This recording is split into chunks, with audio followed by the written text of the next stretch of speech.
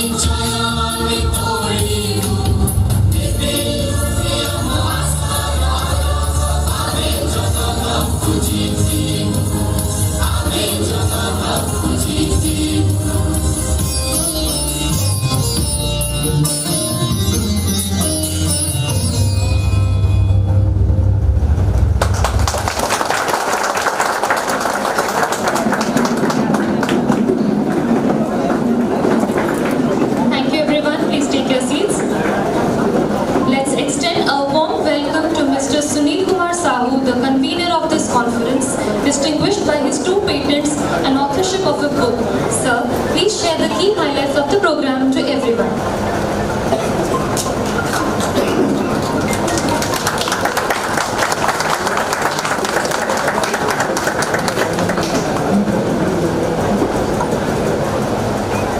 Respected Chief Guest, respected guest of honor, esteemed management members, dignitaries, esteemed guests, participants and delegates. I am Professor Sunil Kumar Sahu, Convenor, and it gives me immense pleasure to welcome you to the National Conference on Advanced Computing Techniques, Ncact 2K24. This conference marks yet another milestone in our pursuit of fostering innovation and academic excellence in the field of advanced computing. I am delighted to share that we have received an overwhelming response from researchers across the nation, with 50 high-quality research papers submitted to this conference. After a rigorous peer review process conducted by an esteemed expert panel of experts, 30 papers have been shortlisted for presentation and submission. These selected papers reflect cutting-edge research and innovative ideas that align with the core objectives of the conference. Moreover, we are proud to announce that these papers will be published in the UGC KR listed journal, ensuring dissemination and recognition of the continuous contributions efforts. I extend my heartfelt gratitude to all the authors for their valuable submissions, the reviewers for their meticulous evaluation, and the organizing committee for their dedication in making this event a grand success. I also encourage the participants to actively engage in the sessions, as the conference is a platform to exchange ideas, collaborate, engage, and inspire one another in the journey of academic and technological advancements. Let us make this Ncact 2K24 a memorable and impactful event to all of you. Thank you, and I wish everyone a productive and enriching experience. Thank you once again.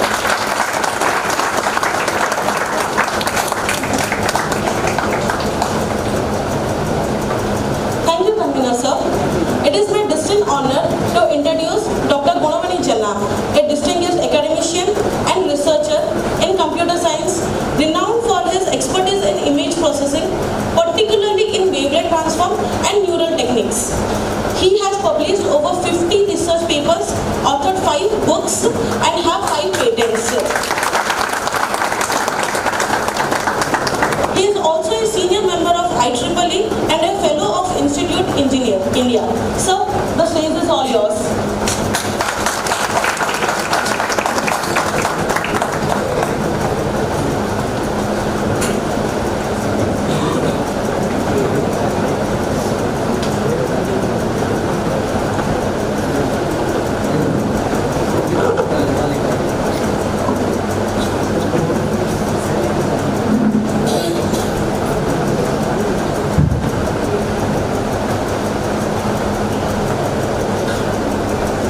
Very good morning to all. I am Dr. Gunamani Janna. On behalf of ROLAND Institute of Technology and National Conference on Advanced Computing Techniques 2K24, welcome you all to the 3rd National Conference on Advanced Computing Techniques Ncact 2024, hosted by ROLAND Institute of Technology. The Honorable Chief Guest of this function, Professor Amiya Kumar Rao, the Vice Chancellor of UPUT Raurkela, the esteemed guest of honor, Professor Siddharth Kumar Panda, Professor VSSUT Burla, Professor Manas Ranjan Patra, Professor Srinivas Sethi, and various principals of distinguished institute, and our Honorable Chairperson, Mrs. J. Jayalakshmi Madam, and also the directors, Mrs. Dr. J. Shruti, Dr. Sunil Kumar Kota, and also the respected dignitaries, the esteemed speakers, faculty members, organizing committee members, my dear students, press and media. my heartfelt thanks to you all for your kind presence in this inauguration function. This conference stands as a testament of our institution's unwavering commitment to fostering research, innovation and collaboration in the ever-evolving field of advanced computing. Today, as we gather under the theme of innovating the future through advanced computing, we are reminded of the transformative power of technology in addressing global challenges and driving progress. Advanced computing techniques such as artificial intelligence, big data, machine learning, Internet of Things, and quantum computing are reshaping industries, improving lives, and opening up possibilities that were once unimaginable. These advancements demand not only the technical expertise but also the innovative thinking, ethical considerations and interdisciplinary collaborations values that we aim to pronounce through this conference. We are honored to have an incredible lineup of keynote speakers and also the thought leaders and researchers who have made remarkable contributions to the field of computing, and their insights and experiences will undoubtedly inspire all of us. Additionally, this conference provides an excellent platform to our faculty and researchers to present their work, exchange ideas, and engage in meaningful discussions that can lead to groundbreaking solutions. At ROLAND Institute of Technology, we believe that progress is achieved when academician, industry, and society come together. Events like NCSA 2024 play a pivotal role in building such connections and inspiring the next generation of innovations. Let us seize this opportunity to learn from each other, share our knowledge, and also collectively strive for excellence in the field of computing. I would like to extend my heartfelt gratitude to all our organizing committees, our management, sponsors, and volunteers for their relentless efforts in making this event a reality. A special thanks to our Honorable Chief Guest, Professor Amir Kumar Atta sir. We know the schedule every day, every minute also, sir is so busy, but kindly accepted our invitation and present here. It is not only a place to deserve a good opportunity for us. And also, the inaugural perspective with us. As we embark on this two-way journey of discovery and innovation, I encourage all participants to actively welcome sir, Professor participants to actively engage, ask questions and explore new possibilities. Let us use this platform to inspire and be inspired, to innovate and collaborate. With that, I officially declare the National Conference on Advanced Computing Techniques 2024 open, and may this event be a resounding success and leave a lasting impact on all of us. Thank you all, and I wish you a fruitful and engaging conference. Thank you.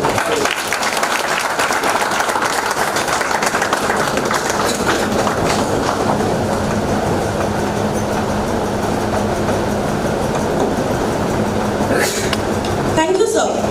Next,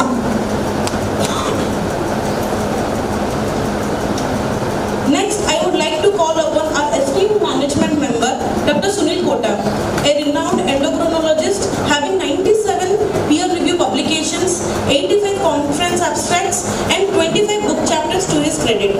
He has more than 200 national and 15 international guest lectures with 8 international scientific grants, including the one from Department of Science and Technology, Indian Council of Medical Research, Government of India.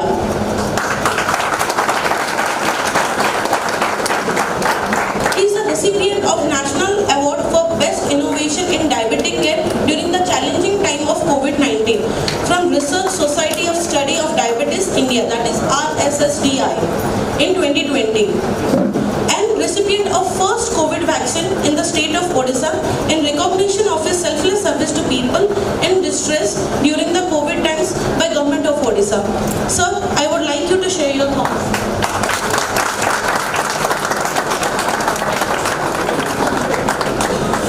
Very good morning to one and all. Okay. So, Jai Jagannath. So, respected Chief Guest, Professor Ncact sir, Honorable Vice Chancellor, Biju Patnaik University of Technology, Professor Siddharth Panda sir, Dean VSSUT, our Principal, Professor Gunamani Jana sir, other team members from the organizing committee, and I can see a sea of academic luminaries in front of me. So I am here to tell you 3 points. I am a fish out of the water, I am a doctor, but then being amongst the engineers, it's a definite privilege to tell a few points to you. First of all, I would like to express our heartfelt gratitude to Professor Ncact sir, because for last several months I can see number of you have been indulging day in and day out to make this conference a reality, and probably taking a cue from that only the L&D chairman used this sentence of working 90 hours. You people have actually blurred the differentiation between working hours and personal hours. You have forgotten the weekends. You have converted each day of yours into a working day, so thanks to that. And Professor Ncact sir's acceptance of our invitation acted as a fillip, and you all were inspired to work day and night, and we are actually seeing what it is today. Secondly, we all have seen the movie Three Idiots, have we not? So it again is based on engineers. So there, Rancho said one thing, pen के nib से लेके pant के zip तक हर जगह पे engineer का इस्तेमाल होता है? So on a funny note, I have shared this number of times, but then again, it is funnily stated that a falsified fact is called doctored, whereas an accomplished act is called engineer. So I'm really privileged to be here amongst all of you. You can see the technology getting into several fields, including that of ours, the AI, artificial intelligence. We are also made to learn about it, how to use it for better diagnosis, management and prediction of prognosis as well. And nowadays, though it is not that much prevalent in our part of the world, we see a lot of people coming with their own set of data based on the symptoms and the inputs that they already have. They already come to us with a diagnosis or differential diagnosis out of which we have to pick. So probably it is also making our life easier. Lastly, I would like to share a few of my experience during my study tenure. During MBBS, it was a predominantly theoretical teaching, and of course, we had some tinge of practical angle to it. But when it came to post-graduation, we were told it is only about practical, and then we were exposed to journal clubs, reading some review articles and others.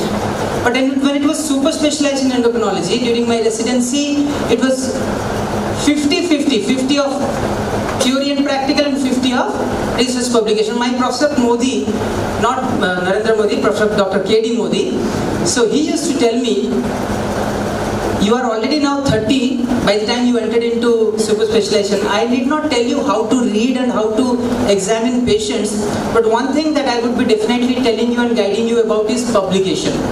So that was a real push for me as well. And he always used to say that intelligence is not everyone's cup of tea, it is basically inherited, but hard work is something which is basically, we should be basically ingrained in ourselves for us to excel. So it is also very heartening to see you people gathering here to share your expertise and learn from each other's experience. So I wish this Ncact 2024 a grand success. Jai Jagannath.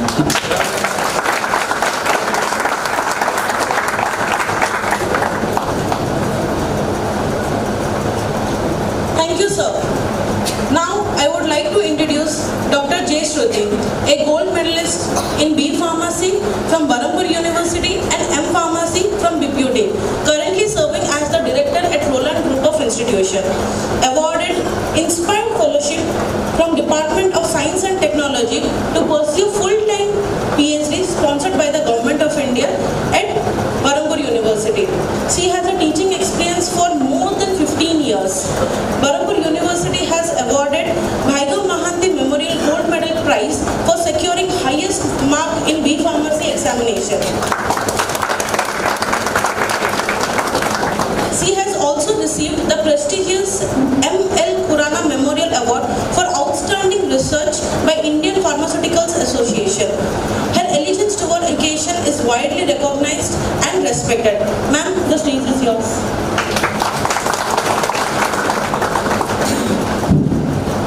With humility and gratitude, I begin by seeking the blessings of Lord Jagannath. Most Honorable Chief Guest, Professor Amiya Kumar Rath, Vice Chancellor Biju Patnaik University of Technology, Odisha. Respected Guest of Honor, Professor Siddharth Panda Sir from VSSUT, Bulla. Respected management members, principal, distinguished guests, faculty, and my dear students, a very good morning to everyone. On behalf of ROLAND Institute of Technology, it's my privilege and honor to stand before you all to extend my heartiest and warm welcome to all of you as we have gathered here to mark the beginning of a new chapter in the life of our institution and celebrate the inauguration of this national conference on advanced computing techniques. First and foremost, let me express my deepest gratitude to our esteemed chief guest, Professor Amiya Kumar Rath Sir, Vice Chancellor Biju Patnaik University of Technology, Odisha, a towering personality in the field of engineering and technology. He has given remarkable contribution as an acclaimed educationist, researcher, author, mentor, and a versatile multilingual individual. He serves as an inspiration to all. Sir, your presence today brings immense pride and encouragement to the institution on a whole. We are equally delighted to welcome our guest of honor, Professor Siddharth Panda Sir from VSSUT Bulla, who has been a trailblazer in his own domain. Your invaluable contributions and dedication makes you a role model to all our faculty as well as students alike. Science and technology is an ever-evolving field. We all must be abreast of the technical flow of knowledge. This event is just like an icing onto the cake. It's an opportunity to reaffirm our commitment to academic excellence and holistic development. It's only through these platforms we get to know and an opportunity to interact with professionals and experts where they help us in adding up our existing knowledge bank. Together, we can exchange ideas, share knowledge, and build a community that thrives on learning and collaboration. Above and beyond an engineering degree, it's mandate and need of the hour to maintain a lifelong competence, so the fittest is survived. Such type of educational and structured programs are either knowledge-based, experience-based, and application programs. In the coming 2 days of conference, we'll be interacting with the speakers across the nation, as well as they'll be sharing their insights and expertise and experience on a particular topic of interest which will help us to broaden the horizon of our knowledge. The demand of the global scenario is the combination of computing technologies and emerging techniques that have been developed in recent years. The topic of the conference is advanced computing techniques. It is so vast and deep, it doesn't have any dimension. It's an emerging field yet to be explored. So the path is definitely challenging as well as rewarding.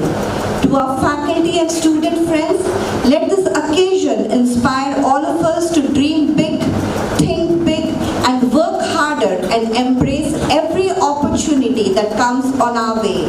With the support, mentorship, and guidance of our respected guests, our well-wishers all over, let us collectively resolve to make ROLAND Institute of Technology a beacon of innovation and growth. I would like to express my heartfelt thanks to the organizing committee who have worked diligently to make this event a reality. We hope and pray the proceedings of these 2 days will be enriching and memorable to everyone. Once again, I extend my heartiest welcome and wishing the program to be a successful one. Thank you.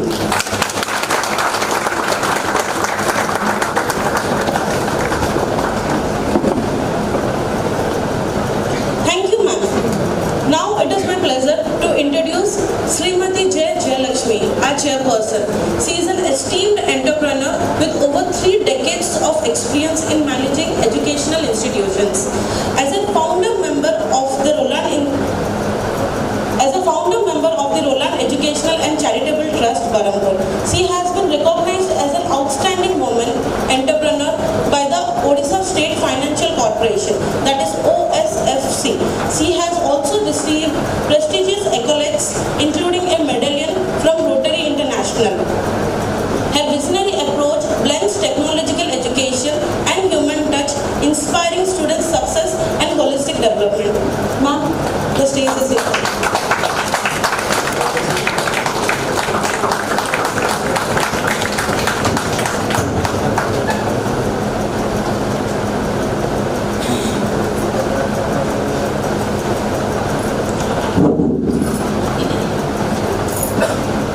Most respected guest on this occasion, none other than Professor Amir Kumar Rath sir, the Honorable Vice Chancellor, Viju Patnaik University of Technology. Equally, we are honored to have a guest today, Professor Siddhartha Panda sir from VSSUT, Burla. Respected Principal sir, Professor Gunamani Jena, respected Convenor, Professor Sunil Kumar Sahu, and GB members, Dr. Sunil Kota and Dr. Sulli, invited guests, faculty members, delegates, students, ladies and gentlemen, and members of the press and electronics media, if any. Good morning to all of you. Usually my turn comes when everyone finishes up saying everything. So my job is always easier. Just to say thank you to the dignitaries very specially. Sir, 24 years back, we have seen this land as simply a field. We were just going this side, that side, my husband, myself, my family members, etc., etc. And one fine day, a thought came to my husband that why not we start an engineering college in this area, so much barren land and fields are visible this side and that side of NH. So family members, including myself, supported his thought and we started procuring lands on this area.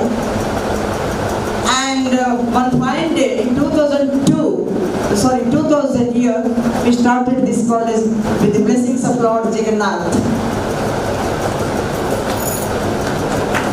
And after that, we have seen this many success stories in our college, in our institute, and also faced many challenges too.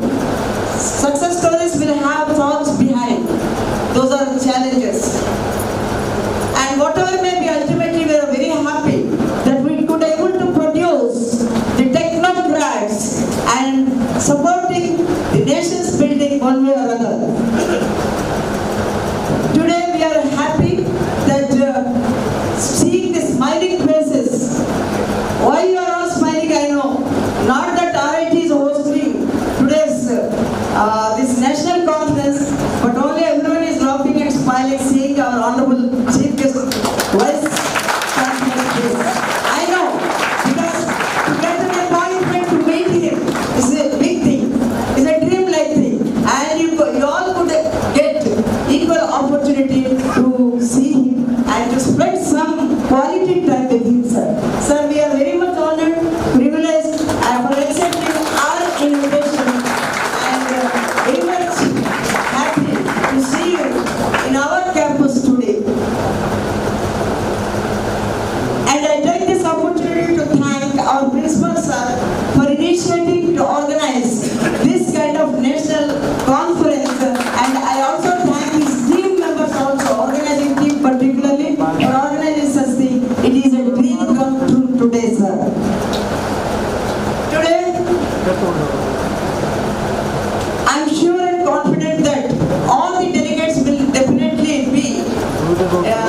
will enjoy the proceedings, the scientific sessions which are, there in the 2 days program. And today I am extremely delighted to see all the VIPs sitting in front of me, very especially Professor Manas Matra sir, all professors sitting in front of me, and honored our invitation and be the part of this great event. And finally, I say that East or West, Roland is best. No, I'm not saying best, you are all saying. I am only saying East or West. But if you feel best only, you say best, otherwise you did not that word. East or West? Think God. So, with this, once again, I thank the Honorable Chief Guest of Honor for taking your valuable time and sparing with us and making every delegate impressed with the latest technologies in computers. Thank you all.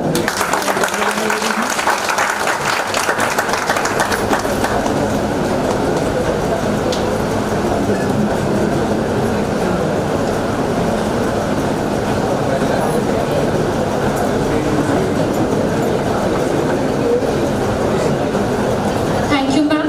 Next, we have the honor of welcoming Professor Siddharth Panda, an eminent academician and distinguished researcher. Professor Panda holds a Bachelor in Engineering from Bangalore University, an ME from VSSUT Burla, and a PhD from IIT Roorkee. His exceptional contributions to engineering have earned him global recognition. Professor Panda has supervised 3 PhD candidates, with 2 more having submitted their thesis, and he currently mentors 6 others. He has also guided 18 MTech scholars to successful completion. A prolific researcher, Professor Panda has published over 70 international papers and presented 30 conference papers. He has authored 2 books and serves as a reviewer for several high-impact international journals, including IEEE, IET, and Elsevier publications. Professor Panda is a fellow of the Institution of Engineers, India, and his dedication to advancing knowledge and education continues to inspire the academic and engineering communities. Let's hear from him. So please share a few words.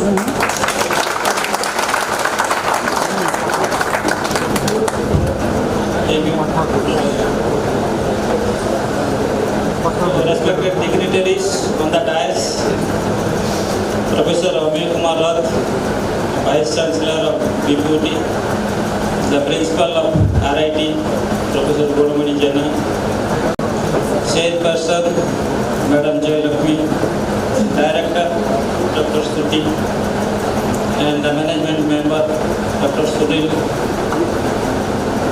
Convenor, Sunil Kumar Saab, and all the members present in the audience, students, ladies and gentlemen.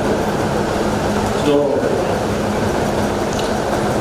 the organizers, they have selected a right topic, advanced computing technique, and in my keynote presentation I will be giving detailed technical presentation based on that one.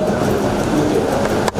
So here, nowadays, the role of teacher has changed. Earlier days, the role of teacher was only the teaching and evaluation. And now, in addition to teaching, you have to do many other activities. One of that activities is the research, then patent, project. No. So even AICT also it is including these factors for your promotions, 360-degree feedback. Okay. So this type of event, the National Conference on Advanced Computing Technique, will give us or give the participant an idea about how to progress, how to do the research. And coming to the title of this Advanced Computing Technique. So before knowing the Advanced Computing Technique, we should know what is computing. Computing is some tool which will make our problem easier or which will solve our problems. Any tool. For example, our smartphone is also a tool. So using smartphone you are doing so many works. So So similarly, using computing technique, we can solve many real-world problems. So in fact, we are unknowingly applying the techniques, these computing techniques, while traveling from Barampur to say ROLAND. We are applying the optimization technique. What is the best route? And quickly how we will reach this event. So already we are applying this one. Similarly, for other problem also, we have to apply this type of technique. Now coming to the techniques. So if it is a computing technique, earlier days it was conventional computing and known as the hard computing. And nowadays the latest technique is a soft computing technique. So in soft computing technique is an umbrella term. So where the fuzzy logic comes, then artificial neural network, then the evolutionary computing. And in evolutionary computing, all the optimizations will come under that category. Now, Madam Shruti has rightly said a word, survival of the fittest. Okay. So one the genetic algorithm depends on that technique. That is based on the survival of the fittest. Whoever is the fit, he will survive to the next generation. Other one, they will die. So similarly, in nowadays, we have to make ourselves equipped with all these available techniques, and there are many things available. Only the idea is not available with the students. If you see that the net also, many techniques are available. So you can take those techniques and apply to our problems to solve the problems. Now the advanced technique means try to improvise the existing techniques. So one or two techniques I will tell in my technical presentation. So like you can combine fuzzy and neural network, like adaptive neurophagy, or you can combine the two optimization technique. Okay, taking the advantage of one optimization, both. No, each technique has got some advantage and some disadvantages. So you can take the advantage of those techniques and combine to form an advanced computing technique. So I hope this event will be useful to all the participants, and we are there to share our knowledge, and it will be useful to all the participants so that they can apply this technique in their problem. Okay. So best of luck, and thank you for the invitation.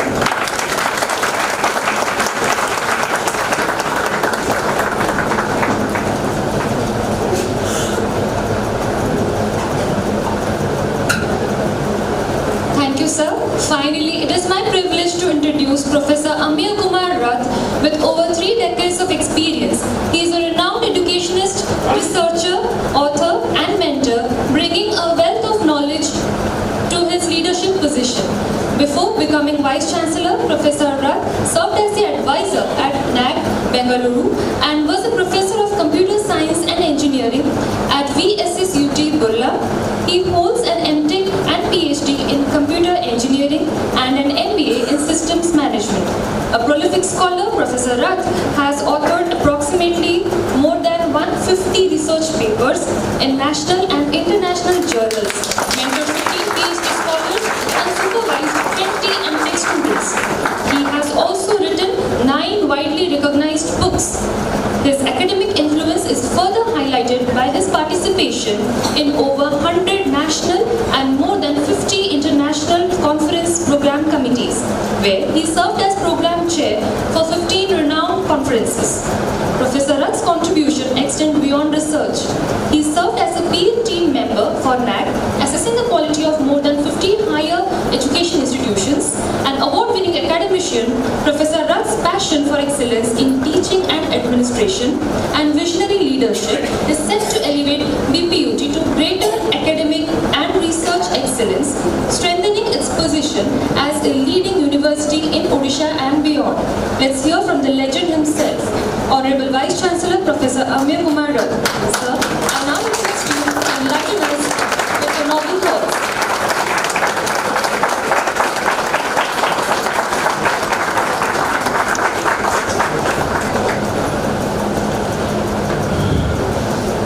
Good morning to all of you. आज जमुना सूर्य रावकर प्रतिमूर्ति उन्मोचन करी मु बहुत खुशी।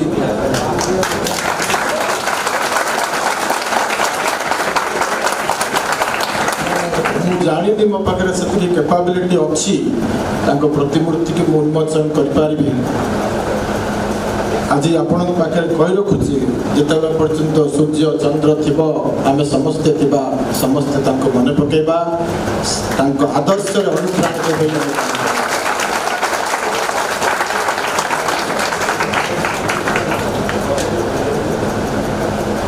Mrs. Joylakshmi Madam, Dr. J. Suti, Sunil Kota.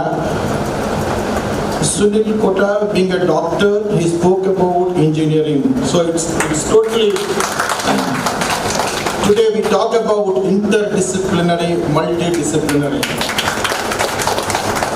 First time I could see the doctor is giving an example of 3 idiots.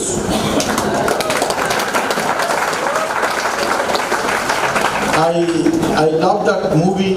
I used to show clippings of 3 idiots to the engineering students. Possibly the national education policy, when national education policy talks about interdisciplinary, multidisciplinary, outcome-based educations, I could see even the true multidisciplinary and interdisciplinary is doctor giving an example of 3 idiots and the Ranjit Das and all that. Then my friend Dr. Siddharth Panda, then the principal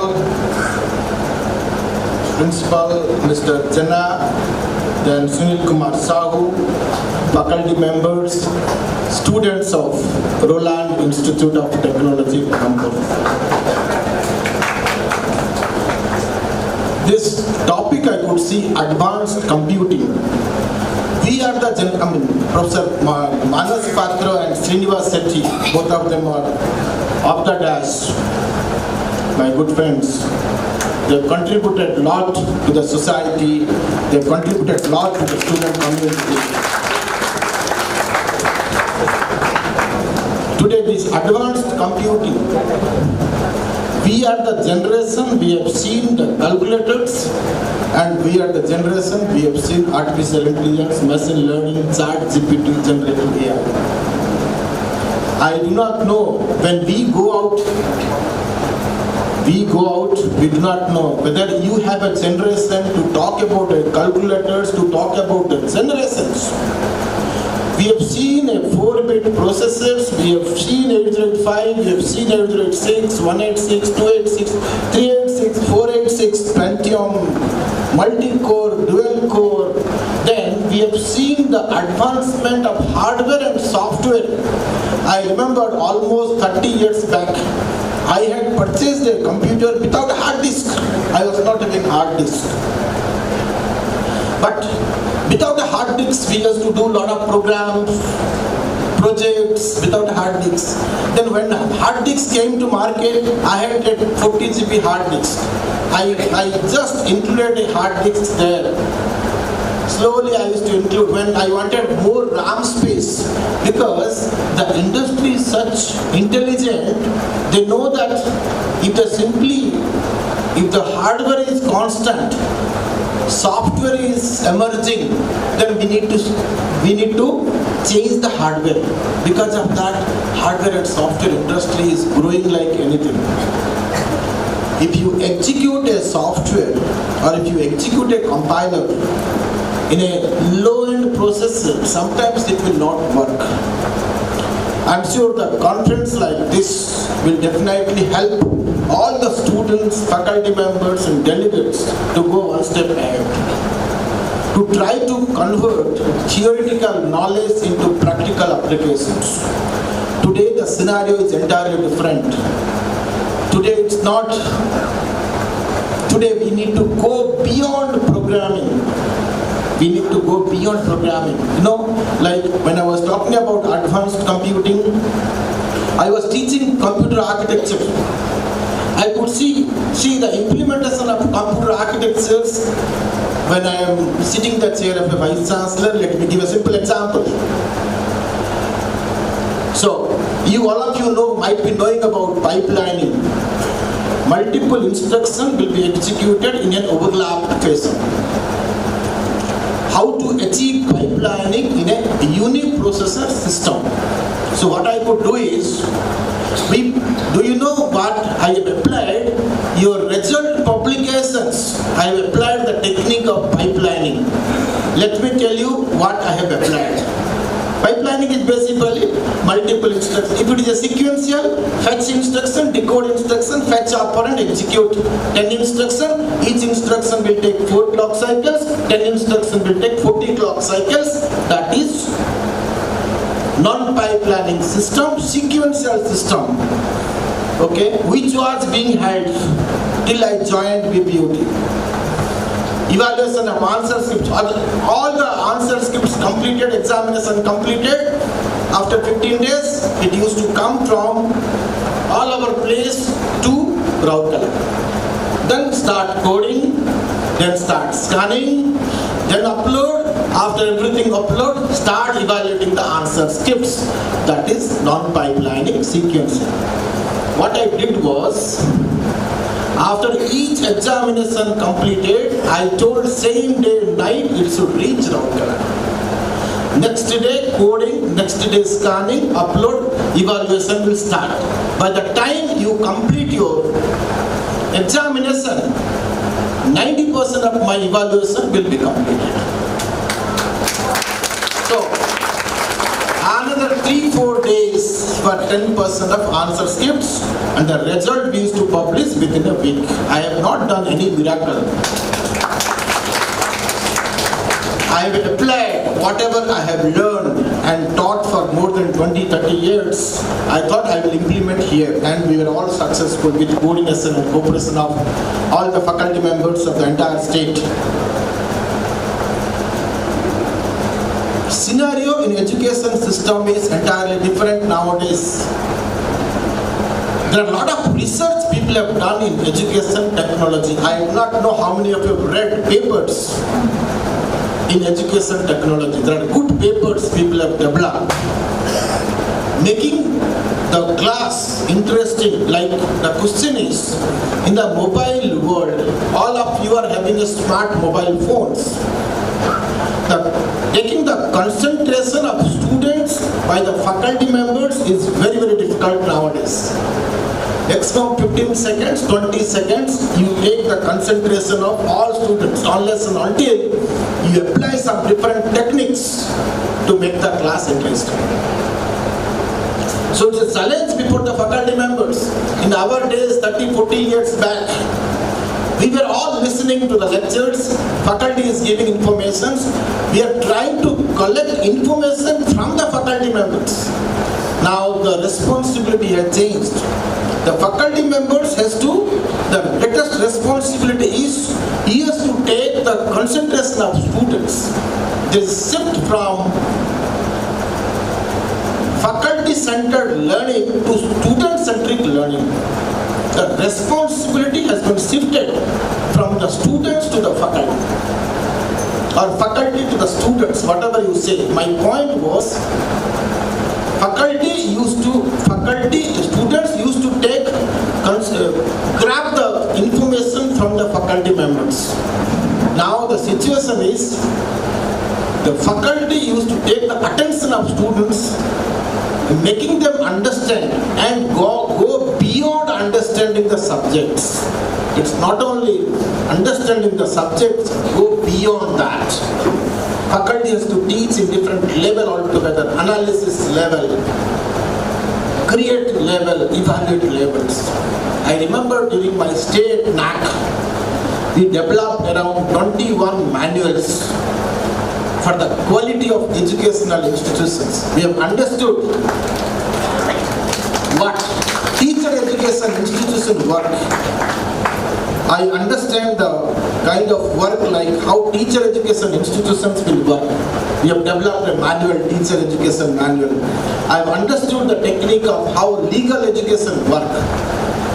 National law universities in the country, how they work.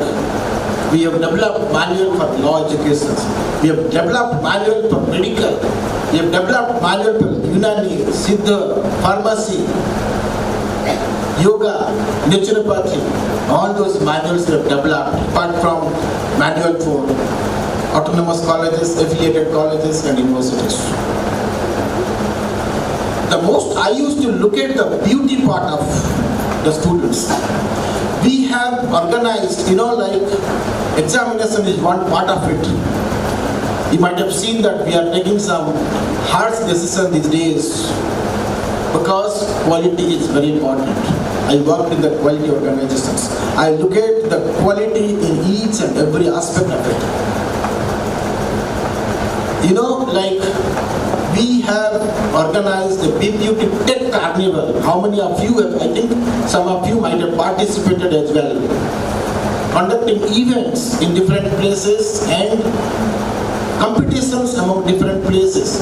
Only when students participate, they will not learn. Only classroom teaching, attending classes, it will not work. What will work is, so BPUT Tech Carnivals we have organized, BPUT Project Exhibition we have organized, BPUT Research Conclave we have organized for research scholars, BPUT Hackathon we have organized. The hackathon was basically, more than 200 students, they participated in the hackathon. Of course, after the kind of first intermediate review, 200 students, they came to Rourkela. Before that, more than 1,000, possibly 1,000 or 2,000 students, they participated. The idea was innovations. The idea was development of technology. It was a very interesting workshop that many of the students, they have done very good things, developing the innovations, developing the products, and they will be including the startup and internship. The company which participated, they are taking those students who are creating a startup for them. Then we have organized Industry Academia Conclave. Same thing I was telling at NIST also when I participated 3 days back. Industry Academia Conclave, one industry person, he was trying to explain that he was asking some questions to the students. The person who has come for giving the interview, he was asking some questions. The person was not responding at all. The person was not responding. He was just asking, pumping a lot of information, a lot of questions, and the person was not answering. He told to the audience that whether we will select that person who is not answering anything. Then when my turn came, maybe in the next panel discussions, I told that our education system is like that. Means, let us not blame the students who is not answering. Let us try to understand what is the problem. The problem is, we have seen our school educations, faculty is pumping a lot of information and students are listening. Now also I am giving a lot of story and you are all listening. Students are listening for almost 20 years till they come to engineering and pass out. And faculty is giving, please maintain silence, faculty is giving a lot of information. And students are listening. First class, students are listening quietly. Second class, students are listening quietly. Third class, students are listening quietly. Throughout the day, students are listening. Throughout 4 years, they are listening. Faculty is giving information like this. And during interview also, they are listening. They are not speaking. During campus recruitment also, they are listening, they are not speaking anything. Okay? I used to tell that you are silent throughout 3 years. You are 4 years, you are silent. During campus interview also, you are silent. Pin drop silence. My point here is, this is our system. Don't underestimate the students of Vijayapattana University of Technology. Don't underestimate the students of the state. Don't underestimate the student of the entire state. Our system is like that. We are little shy in speaking something. So it's very important that faculty plays a bigger role in this. Faculty has to tell that. I remember I have given opportunity to all students for anchoring. One student was anchoring, he said, instead of felicitation, he said facilitation. Instead of he said that applause. Oh, all of you applause, but say apple, he said. I was just petting him and said, no problem, don't worry about it, because I'm trying to give opportunity to all students in a bigger forum. Unless and until you give opportunity to the students, they will not learn. That shyness will go out. Otherwise, they will be always shy. Program like this, program like conducting events in the colleges, conducting different clubs. I was very happy to see different clubs at mixed universities. They have a lot of clubs. I expect all the students to participate in different clubs. We will give opportunity to all students of BPUT also. My point here is, you participate, try to speak before a mirror, try to get back that kind of fearness. Instead of making it silence, you make it in such a way that whoever will ask questions will answer. Because Indians are playing a predominant role throughout the world. You can see that they are all playing a predominant role. They are CEO of some companies and they are in a big positions. My point here is, you are not having qualified, or you are not having that capability to take it further. And one question they were asking, that we are taking a students, graduates from a premier institutions, we are giving training for 1 month. After 1 year, they are leaving the job. I said, you take a student from BPUT, instead of 1 month training, you give them 3 month training, they will work in your organization for 7 years, 10 years. My point here is, wherever, suppose industry, always they say that there is a mismatch in academia and industry. I said, what is mismatch? Do you think I will prepare my syllabus? X company will say, I want this. Can I prepare my syllabus like this? Y company will say, put this. It's not possible. We give fundamentals, knowledge.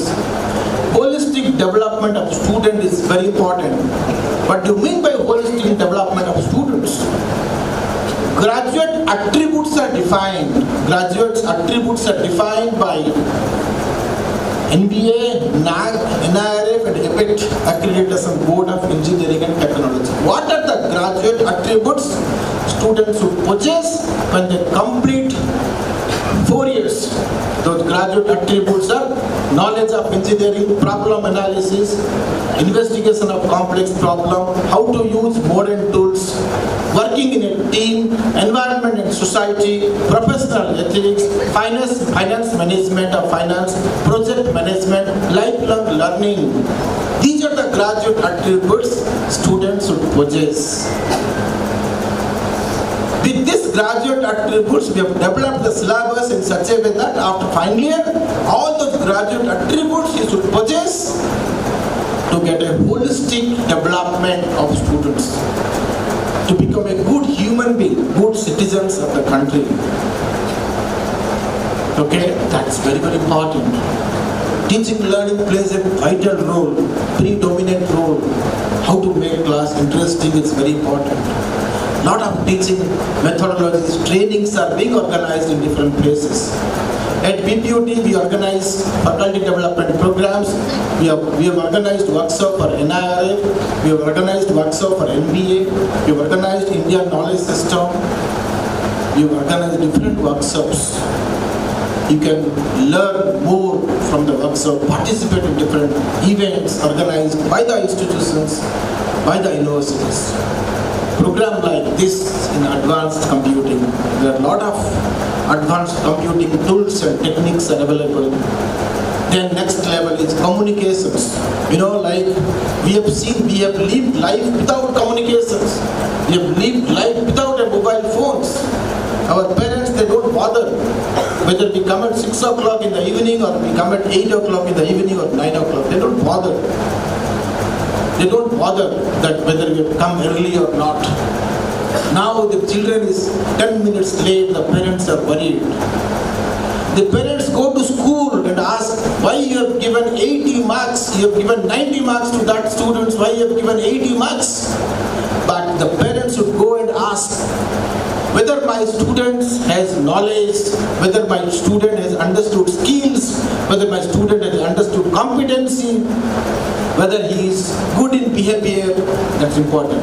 Knowledge, skills, competencies, attitudes, behavior of a student is most important than only getting marks in the schools. The school teacher, poor school teacher will say, no, we have given 80 marks. They are fighting with the teachers. Madam has got a school. She might be knowing that parents are coming and might be coming and fighting. I do not know. Situation might have changed these days. But I have seen parents used to go and fight with the faculty members. Why you have given less marks? But they should, in turn, they should ask whether the knowledge level has increased, skill increased, competence increased, attitude increased, behavior increased. Why he is not listening to me in the home? Why he is not understanding the behavior, whether behavior is learning from the school or not important. Team building he is learning from the school or not is important. Mere getting marks will not help. When they come to higher education, technical education, they don't listen to parents sometimes. My point here is we need to improve the school education as well. When they come to higher education, technical education, they will understand. I'm sure a conference like this will definitely help all the students and faculty members to take the institutions to the next level.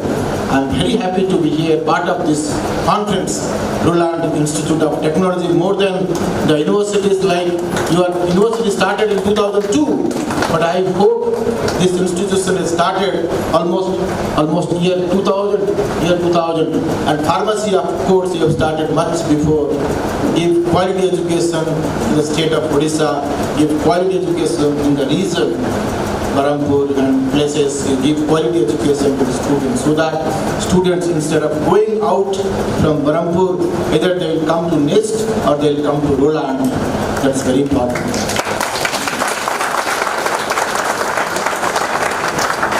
It's always a win-win. The other institutions are not our competitors. NIST is not your competitors. NIST should win, you should win. I look at it in that angle. Always there is a win-win. Ultimately, students are getting benefit.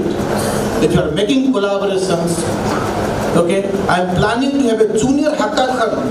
In that, what I will do is, of course, after 3-4 months, what I will do is, giving the training to the school children.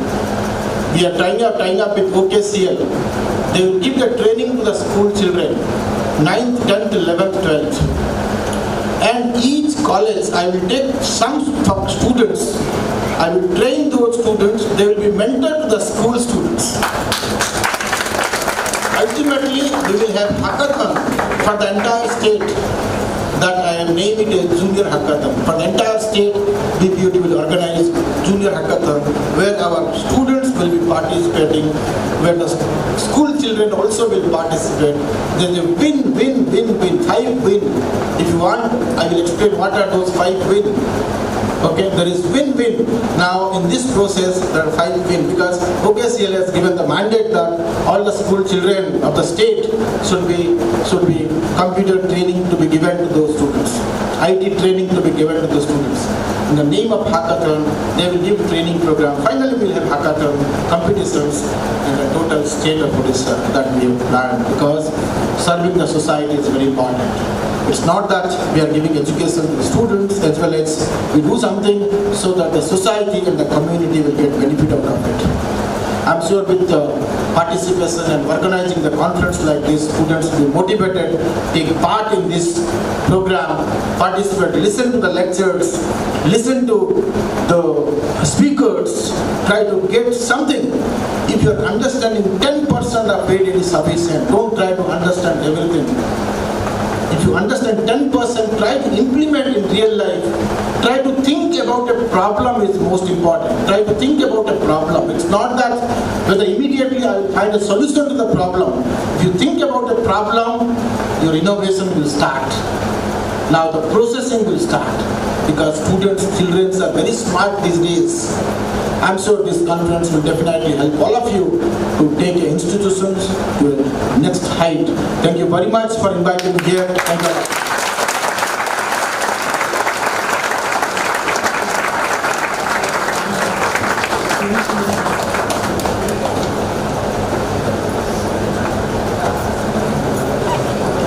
Thank you, sir, for the ample of knowledge you have shared with us. It was really inspiring.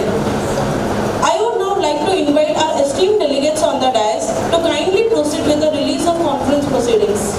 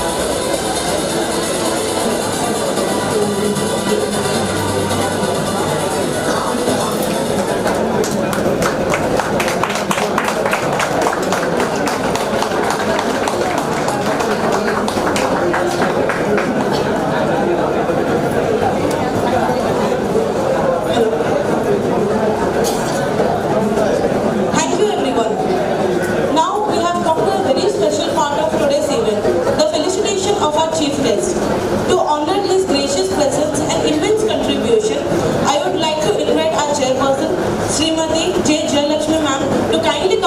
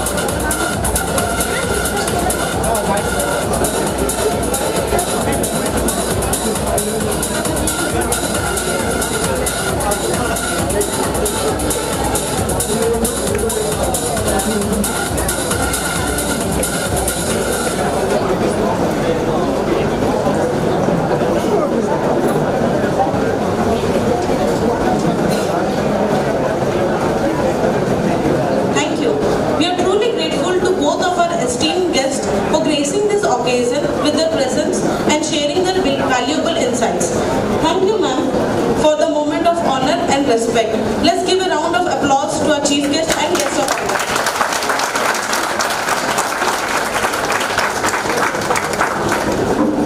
As we are near to this conclusion of first session, it is time to express our heartfelt gratitude to all those who have contributed in our success. I formally propose the vote of thanks of the inaugural session. I would now like to invite Mrs. Gitanjali to the stage. She will extend our appreciation to the esteemed guests, dignitaries, and everyone who has been part of this memorable occasion. Please, Mrs. Gitanjali, come forward. So, sorry for coming in between, sir. Actually, after having an interaction with Ramya sir and Siddharth sir, I just wanted to share one thought. There is a writing by Chaitanya Mahaprabhu who says, Trunadapi sunisena tarorapi shahishtuna amanina manadena kirtanya sada hari. ମାନେ ସେ basically କହିଛନ୍ତି ଯେ ତୃଣ ଠାରୁ ମଧ୍ୟ ଅଧିକ ନମନୀୟ, ଘାସ ଠାରୁ ମଧ୍ୟ ଅଧିକ flexible. Sir is very humble. He has already created ripples of humility which will be percolating to all of us. Despite being a towering personality, he has been so approachable, so humble. Second କହିଛି ତାରୋରପି ସହିଷ୍ଣୁନା, ଗଛର ଗଣ୍ଡି ଠାରୁ ମଧ୍ୟ ଯିଏ ବେଶୀ ଦୃଢ଼, strong. Sir, with your strong actions, definitely I can foresee BPUT is going to achieve greater heights. Last attribute is अमानिना मानदेना, जहार कौनसी अहंकार नहीं. मु ऑलरेडी सर को मैं बहुत समय कथा heli. I can see a glimpse of that. You all must have already known that. Thank you, sir, for being with us.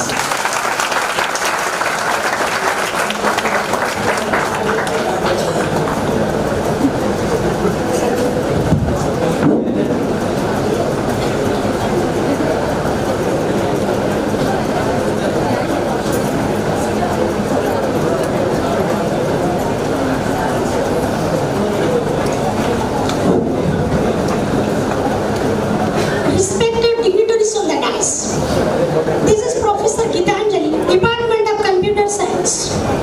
Today I would like to propose a vote of thanks to all our respected dignitaries on the dais. At first, I thank our management member who organized this prestigious conference. And with their constant support and guidance, the program is proceeding successfully. Thank you, sir. Thank you, ma'am. Next, I would like to thank our principal, Professor Gunamani Jena, who have a great role to making this program as a success. Thank you, sir. At the same time, I do thank our honorable chief guest, Professor Ami Kumar Ratan, who are present here for taking their valuable time out of their busy schedules to have joined our program. Their presence is a great encouragement and strength to us and inspire us with address, and we will continue to look towards you for guidance and further inspiration. Thank you once again, sir. May I take this opportunity to express my sincere thanks to our guest of honor, Professor Siddharth Panda, who have inspired and give their time and attention to guide and help it become to primary research organization in the country. I express my sincere thanks to Conference Chair Dr. Siddharth Panda. Understanding what it to be work behind the sense of administration, we would like to thank our appreciation, our convener, Professor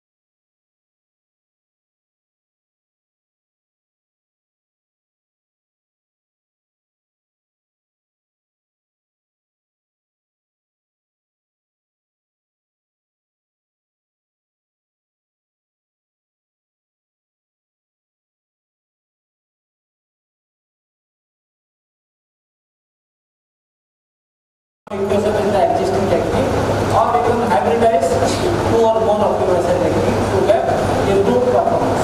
So idea is to get the improved performance. So performance means either you may get the better result or in quick time you may get the result. That is also one improvement.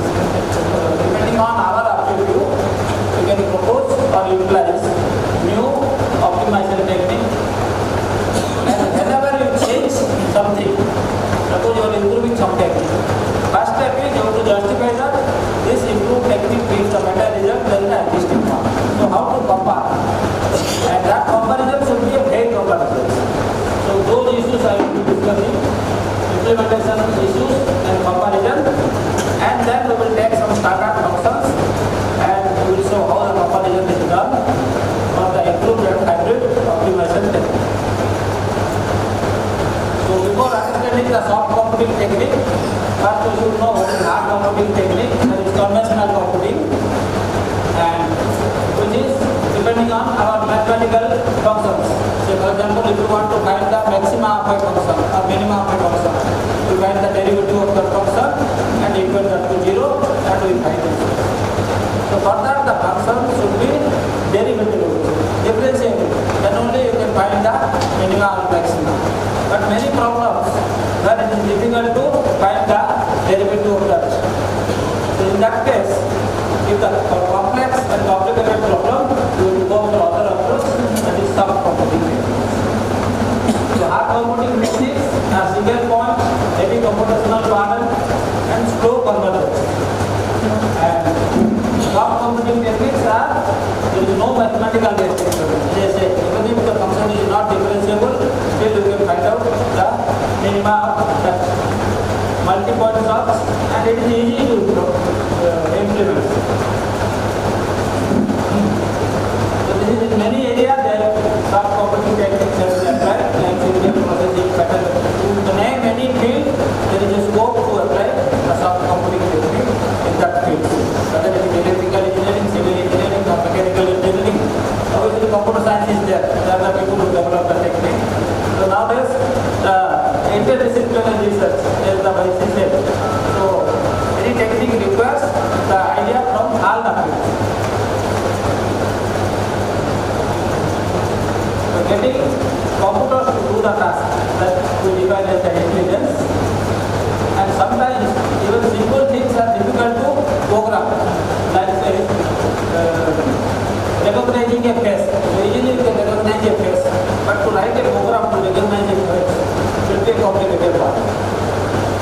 Similarly, other examples are the driving through a busy street and all this. So it requires reasoning on knowledge. This will be clear.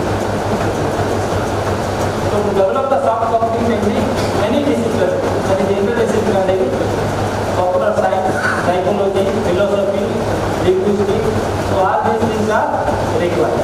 Because these techniques draws the idea from each area. So soft computing is the umbrella term.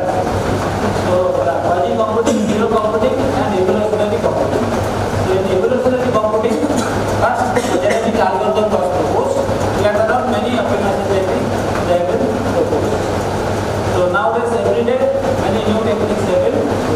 So optimization technique will come under that evolutionary computing category.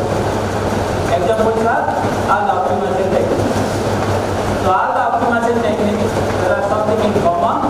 They are population-based algorithms, versatile, and they have the ability to optimize the complex multimodal search space, and they can be applied to non-differentiable objective functions.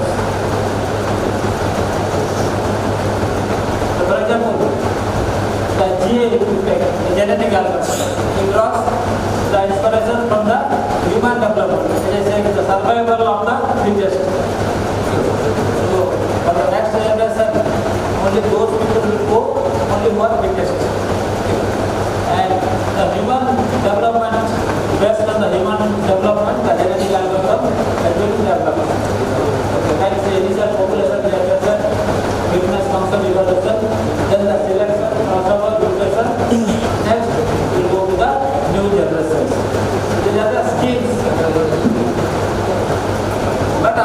to here is the improved and hybrid optimization technique. So there is a theorem that is known as no free lunch theorem. So there are so many techniques, thousands of techniques nowadays it is available. So which technique to apply? So according to this theorem, there is no specific theorem which will work for all the problems. So all the techniques are problem dependent. For some problem, a particular technique may give better result. For other problem, other technique may give the better result. So how to know that one means only you have to apply those things. After applying only you will get the conclusion which technique is best for our problem. That is in a way it is helpful to others. You can apply many techniques, make a comparison, at least some result you will get. So for your problem, this is the technique which is giving you better result. Then that you can apply to your engineering problem and you can report that. So every heuristic algorithm has its own advantage and disadvantage. So hybrid algorithms, by integrating two or more algorithms, they will recently proposed in literature to take the advantage of two or more algorithms. So in any algorithm, optimization algorithm, there are two stages. One is the exploration and exploitation, these two stages. And there should be perfect balance between these two stages. So exploration means it will explore a wide area. Exploitation means it will search intensively in that local area. So wide area search and local area search. So both the capabilities should be there for any given optimization technique. So there the scope is there. You can hybridize two techniques. Where one technique is very good at exploring the search area. Other technique may be very good at exploring the search area. So you can hybridize these two to get the input result. So accordingly the search techniques are also classified as global search technique and local search technique. Global search techniques, they have the capability to explore wide area, and local search technique, they have the capability to explore the local areas. So these two can be hybridized. That is one way of doing, improving the performance of any technique is by hybridizing the two techniques. So this is explained again, exploration and exploitation, and the balance between these two.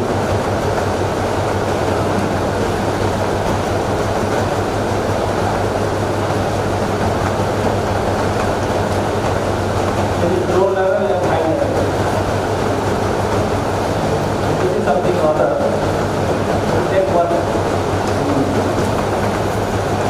Some example of this one. One technique is, there are many global search techniques like genetic algorithm or particular form optimization, differential evolution. All our optimization techniques are global search technique. And there are some specific local search techniques like simulated tunneling, then pattern search, and ACMIN, I give one or two ways and right. So these techniques can be now hybridized. So I will show something. So this is the pattern search algorithm, and both global and local search can be hybridized to get the improved technique. Other examples are the local level model sampling of hill climber, that is also local search technique. Now, how to improve the existing technique? As I said, improvement is either you may get a better result in terms of solution quality, or also in quick time if you get the result, then also you can claim that because you are saving the time, then the technique is better. So first technique I have taken is particle sum optimization. So in particle sum optimization, this is the main equation. Those who have applied this one, they can understand this one. The position update, velocity and position update formula, they depend on the two factors. One is the local best and second one is the global best. So depending on local best and global best, the algorithm will work. So how to improve this one? In this case what I have done is, I have simplified the technique. Simplified means the original equation is simplified here. And that technique is known as the MOL, many optimization licensing. So MOL is a simplified version of particle form, and it is a modified version of PSO, which is based on the social behavior of the bars.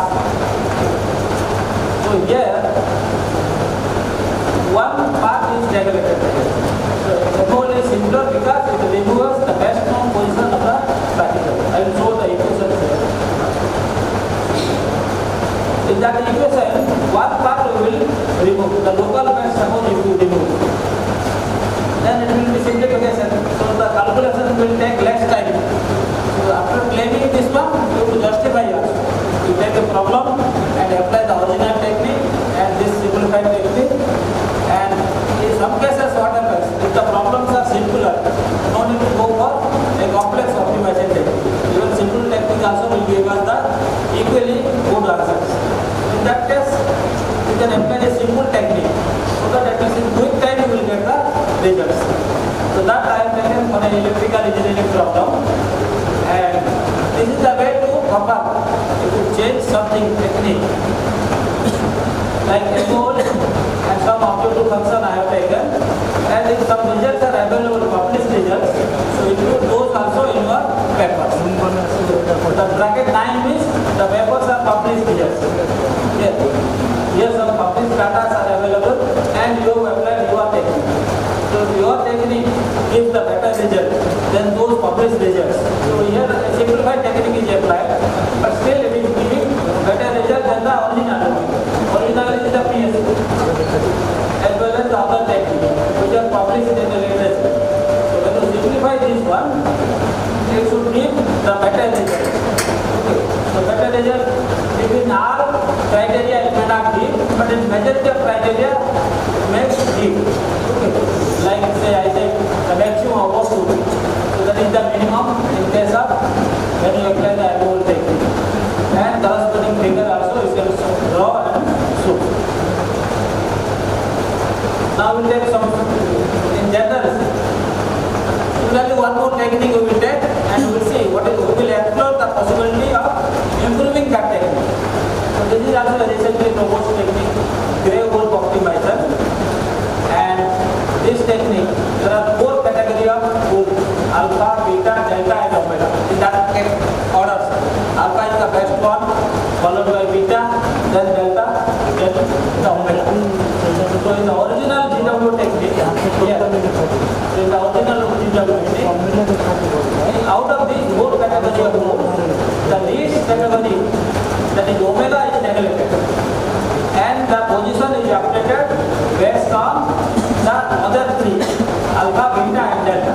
So that is represented by x1, x2 and x3 by 3. So the position update formula depends on the first 3 categories. So the best one, next best and the third best. Like this. Fourth one is neglected and average of the column. But when you apply the knowledge, so the best one should be given more weightage. Preference should be given to the better one, and less preference should be given to lesser say wolves. So in that manner, the simplified GW is proposed, where now we have used the weights. Okay, so earlier case x1, x2, x3 by 3. This equal weightage is given to all the 3 categories of wolves. In the modified version, more weightage is given to the fittest one, x1, 2 into x1 plus x2, and the third category, because it is less fit, that is ignored. Okay. So that means no need to find the position of the third category of wolves. So no need to find that position. One step you are removing from the algorithm. So if one step is removed, obviously it will save us some time.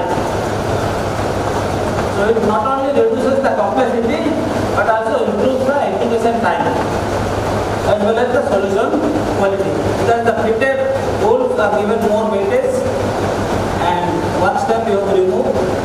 But simply claiming this one will not do, you have to justify this one. You have to justify. Means you should compare with the existing one. So issues for comparison of techniques. The first thing is the head comparison should be there. When you compare the original technique and the modified technique or simplified technique or hybrid technique, the population and generation should be same. Original technique and the modified technique. In some techniques, the function evolutions are taken into account. So number of function evolutions should be the same. In detail, then you can compare the technique in terms of solution quality, execution time, or you may report some statistical results like average, minimum, maximum, and standard deviation. And you should take into account the system configuration also. So one by one we will talk this one. So all the population-based optimization techniques starts with random initial population. So randomly they will generate the population. Then the algorithm will evolve according to the steps of that algorithm. So this, because it is randomly generated, they may or may not be the good one. So for any algorithm technique, the initial population when you start generating, when you start a technique, because it involves the chance randomly generated. So sometimes you may get good solutions and sometimes you may get the worst solutions, initial population. If the solutions are good at the beginning, immediately you will get the better solutions. So quickly you will reach the destination, best solution, the optimal solution quickly you will reach. But if the initial solutions are worst solutions, you may not reach the optimal solution by the end of the exercise. So how to avoid this one? So you apply multiple times, either 30 times or 50 times or 100 times independently. So if you apply multiple times, it is not that always you will get bad solution. Sometimes you will get good solution, sometimes you may get bad solution in the initial population. So finally you can do a statistical analysis to draw the conclusion. Whether every time it is giving the best result or occasional by chance it gave once or twice. So one condition is you need to apply the optimization technique multiple times. Single, by running it single time, you cannot draw the conclusion. Like you are going to toss a coin, suppose head is coming. So you cannot say that whenever you toss a coin, head will come. No, that will be wrong conclusion. So how to avoid that one? You toss the coin say 1,000 times. So maybe 490 times you will get head and 510 times you will get tail. So then you can draw the conclusion. 50% of time you will get the head, 50% time you will get the tail. Similarly for the optimization technique, you do run it multiple times to get the conclusion.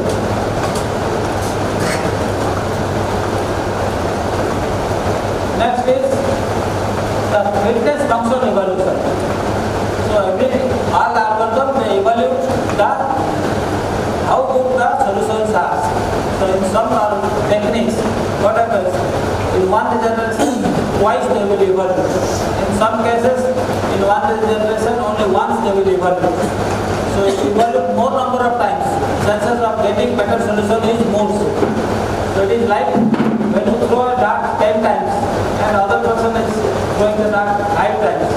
So good chance that more the throws, better the chance to hit your target. No. You throw the dart more number of times, then the chances of hitting the target is more. So similarly the function, how many times you are evaluating the function? If you are evaluating the function more times, then you will get obviously better results. So when you compare the two techniques, the function evaluation should be same for both the compared techniques.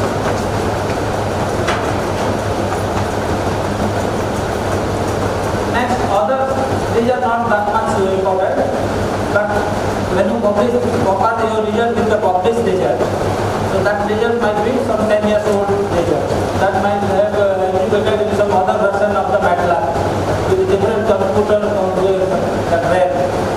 So if you want to compare the education time, the same environment should be used for both the compared cases. Then other statistical analysis you can make. Now how to compare that? So there are some standard benchmark functions for which the objective function value is also already known. So for the first one I will explain. F1 some expression is given.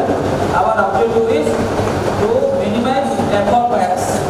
So to minimize the f of x, what should be the x variables? So there are 30 dimensional problems, 30x you have to search in the range -100 to +100, so that f of x is minimum. And interesting here is f of x value is known to us, it should be 0. So you apply your technique to minimize that objective function, and if it is giving 0 value, then you can say that our technique is working fine. It is giving the accurate results. So sometimes it may not give the 0 value, but very close to 0 value. Let's say 10 to the power -15. So 10 to the power -15 is close to 0. If you apply one more technique, maybe it is giving 10 to the power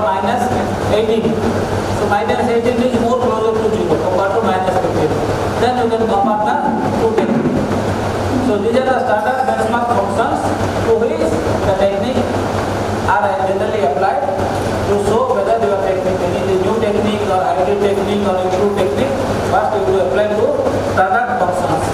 And if it is giving better result, then to your engineering problem you can apply. These are the test functions, and the space will be like this one. And these are the parameter types. As I said, for a phase comparison, the parameters like generation, ignition, all are taken same for the original as well as the simplified version of the GW. And then you can report the result. So what is the original result GW and simplified GW? So if you see the average value means because it is applied 30 times. So then in that those 30 times, what is the average result you got? That you should report. Because you apply only one time and report, you may not get the right conclusion. So for example, the first one you see, it is giving some value into 10 to the power minus 33 average value. And in the simplified version, we are getting 10 to the power minus 41. And we know that the original answer is 0. So obviously minus 41 is more close to 0 compared to minus 33. So like this you can claim that now when you simplify the technique, you will get better results. So like this you can compare. So in one or two cases you may not get the improved result. Okay, it is not that whenever you change that something, some improvement or modified technique, always it may not give the better result as per our no free loss theorem. So one or two test function, it may not give the better result, but you can claim out of say 20 techniques, 20 functions, 17 functions, it is working. One or two it is not, or it is not working, or equally well it is working, or it is working. Whatever result you are getting, that you can report.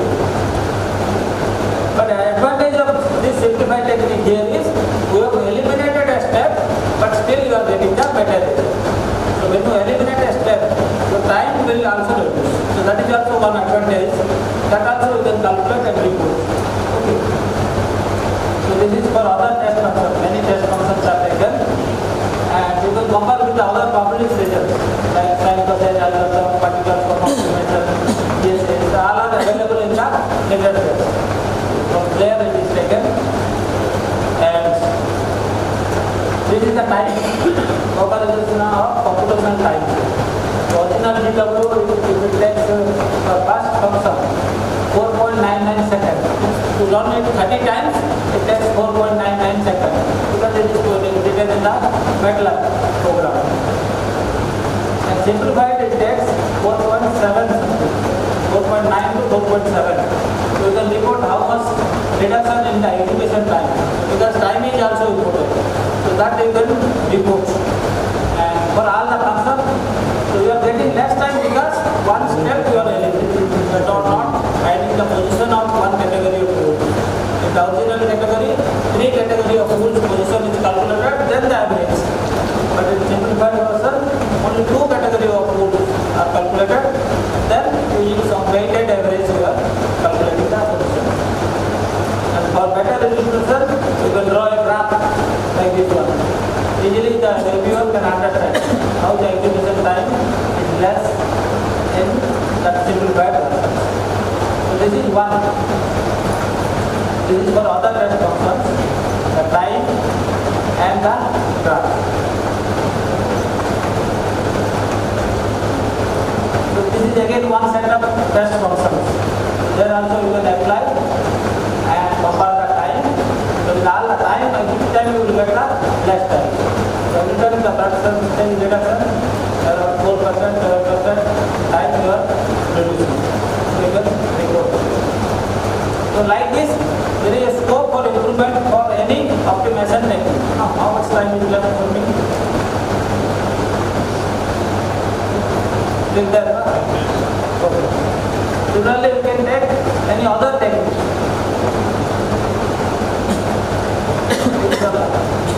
The optimization techniques are the powerful and efficient tools for handling the complex engineering problems, and the optimization technique can be applied for engineering design problems. And our objective is the advanced computing So the performance of optimization technique can be enhanced by introducing improvements in the original technique. Like two techniques you have taken, one is particle sum optimizer and the second one is GW. So by introducing some improvement. So both the techniques I have simplified the technique. So in one step we are reducing. So here we will get less time, better result. So it is a win-win situation. But again it is a problem dependent. It is not that for all the problems if you do like this one, it will work. Some problems you want to increase the complexity. So you may have to hybridize the two techniques to get the better result. So depending on the problem, we will get these two techniques may work in a better manner. So hybrid optimization technique can also be employed. So in that case, hybrid technique. So the best way of hybridizing two techniques is use a global search technique and use a local search technique. Because there are so many techniques. Some are good at global search capability, some are good at local search capability. So you can hybridize those two techniques to get the better result. If your problem is a complex and complicated problem. If the problem is simple problem, simplified techniques you can get. So yes, you will get equally best result, but with less time. There you can get the time is less. But whatever you do, whether improve technique or simplified technique, first step is you have to justify that this is the better technique. So how to justify? You can take the standard benchmark functions for which already the results are available in the literature. So you also do execute those programs, the simplified version or hybrid version or improved version, and you compare your results with the existing results which are available in the literature. At least with the original you have to compare. If you modify something, what is the original? Then this one. And if some other techniques results are available in the literature, those things also you can compare. Okay. Any query? You can ask.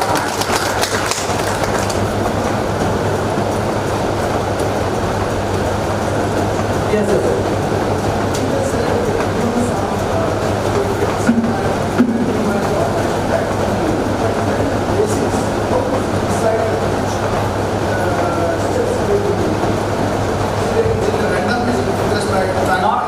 What are you to understand how the algorithm is working? Original algorithm, how it is working. Then we will get the idea. For example, in play wood, there are 4 categories. Best one, second best, third best, fourth best, like this. So in the original, they have removed the last one.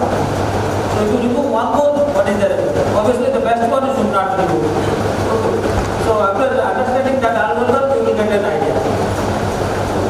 So which means it's problem dependent. Problem dependent. All the techniques are For some problem, maybe you have to remove the first one. even for some problem, if you remove the third one, you may get worse result.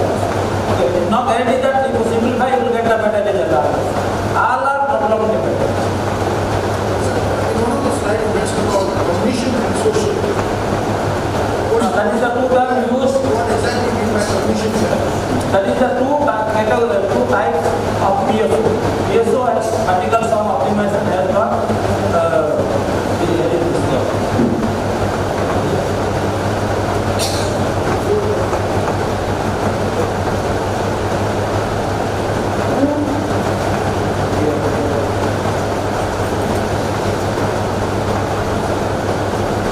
if you eliminate one thing, then it is known as one is social only, one is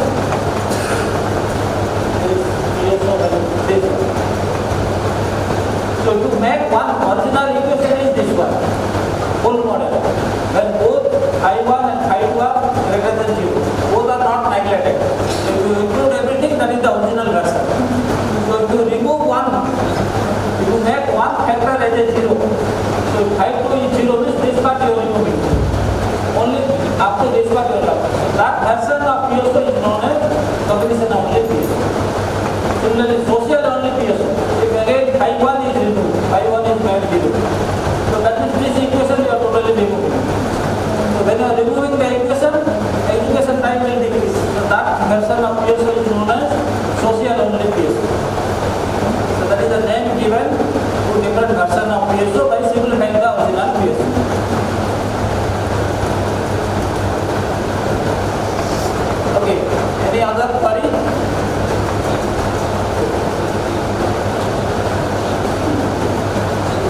which we generally minimize function can be continuous or discontinuous.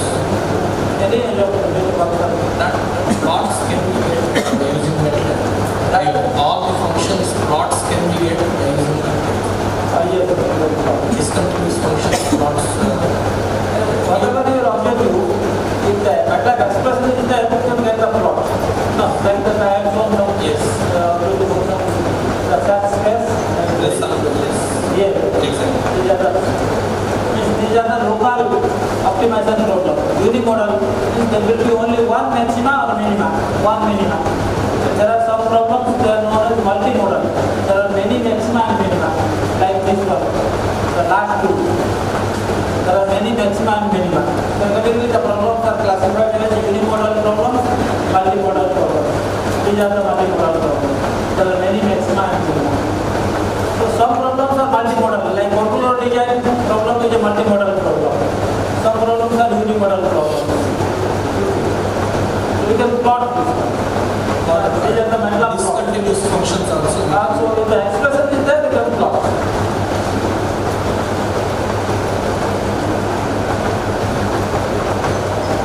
Okay. Any other query? Because nowadays simply if they apply the existing technique to the existing problem, then it is difficult to publish the paper. No, they will ask what is your contribution. The techniques are available and the problems are available. Simply you plot this. But if you introduce your contribution, you can say that I have improved the technique or I have improved the couple of structure or some improvement I have made. So there you can claim that this is the new contribution in this technique. Then only you can publish. It is easy to publish. Not to say that still by applying a technique it is published, but chances of publication is more. Then your contribution you increase. And you increase that one. You have to justify that. You have to show that this is the changes I have made and this is the result I am getting, improved result I am getting, and that's why I am applying this. You have to ask why to apply one technique, why you are applying this technique. There are so many techniques available. Why you are choosing this technique? You have to justify. How to justify? You apply some more technique. I tried technique to apply. I have taken a number of techniques and this technique is giving the better result. That's why I have used this technique. So to justify. Like say objective function when you apply. What is the standard objective function?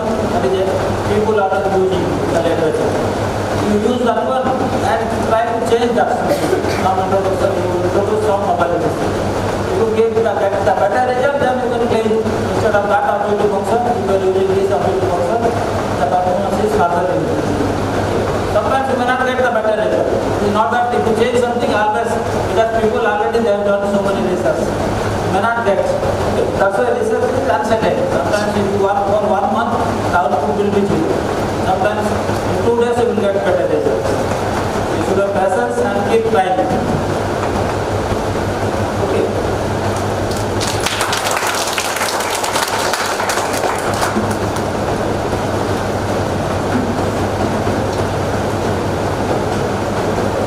Okay, thank you then.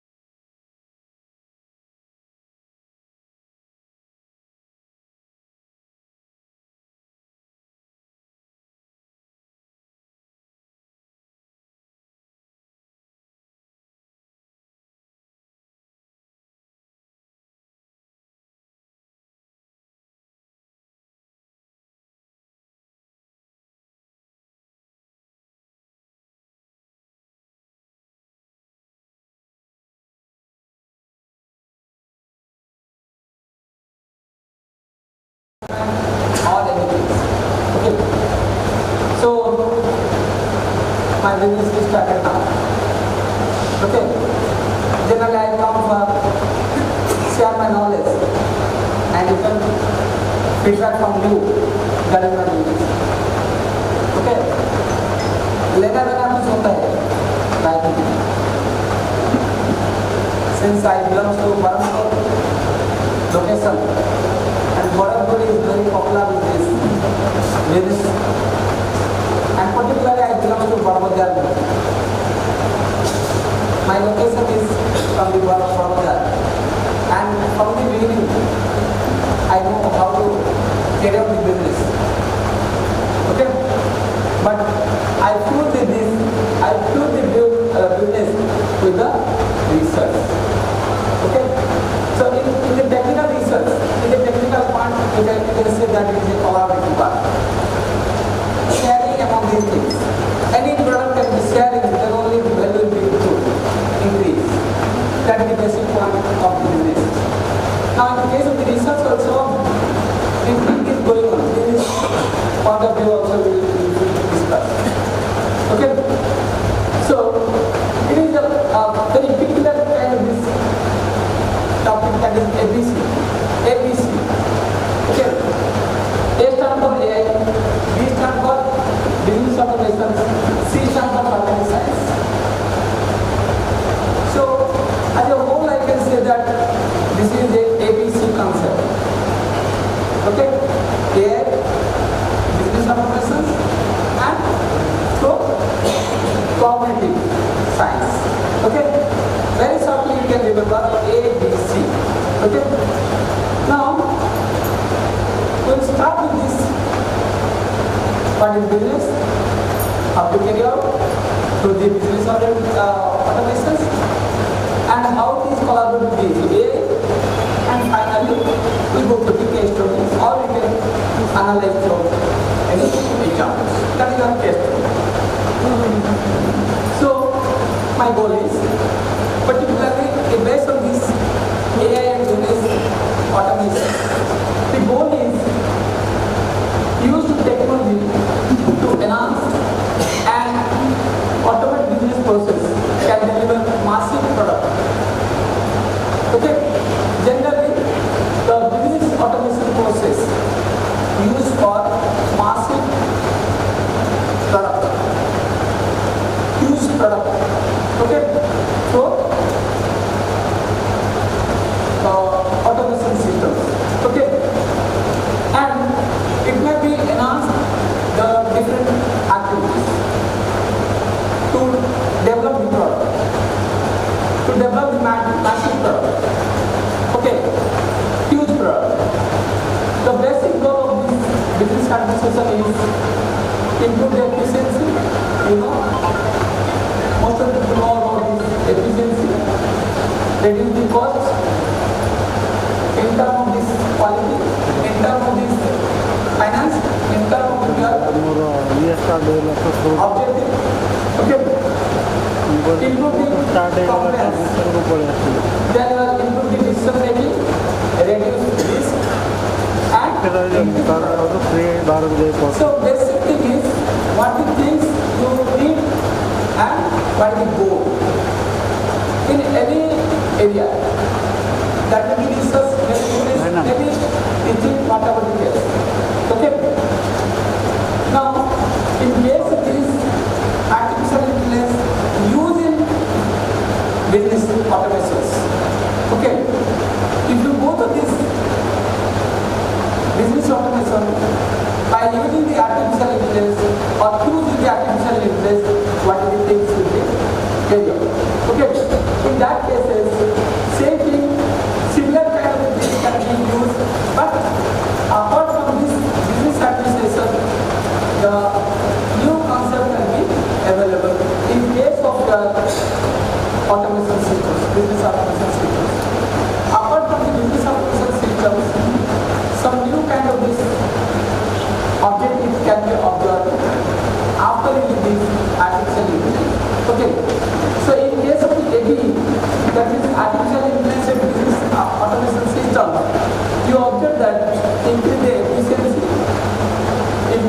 aggressive error reduction.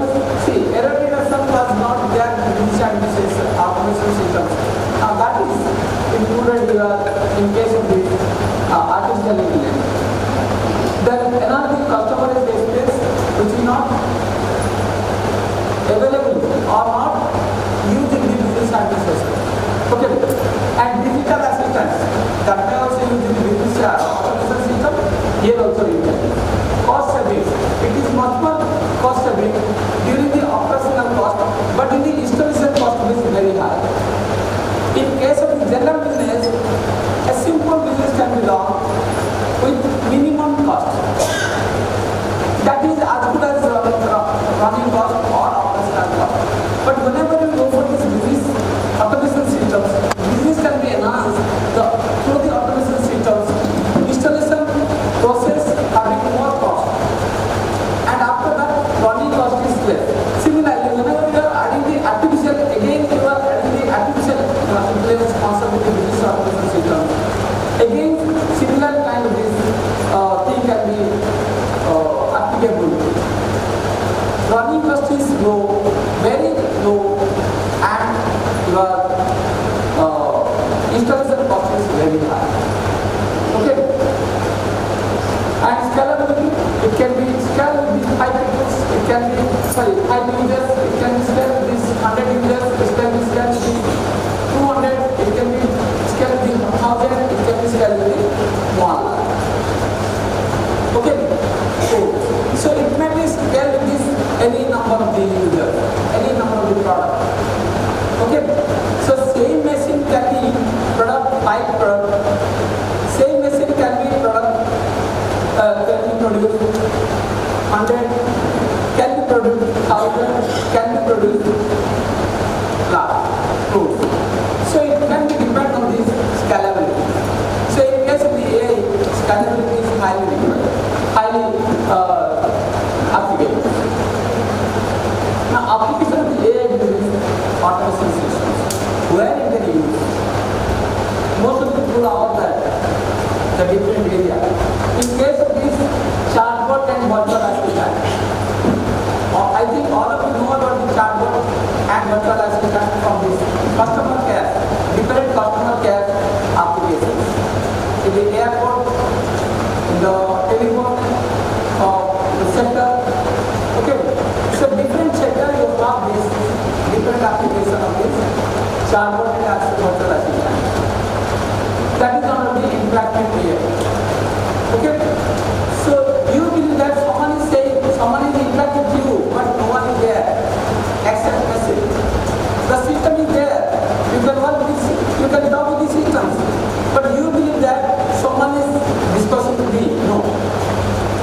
That is by use of the artificial intelligence. So the artificial intelligence will be interactive here. Okay. Then another thing is computer vision. Augmented reality, virtual reality. So these things can be used in case of your computer vision. Okay. Next, application of the artificial intelligence, that your analytical AI. Now it is very applicable in all kind of this area, in all kind of business.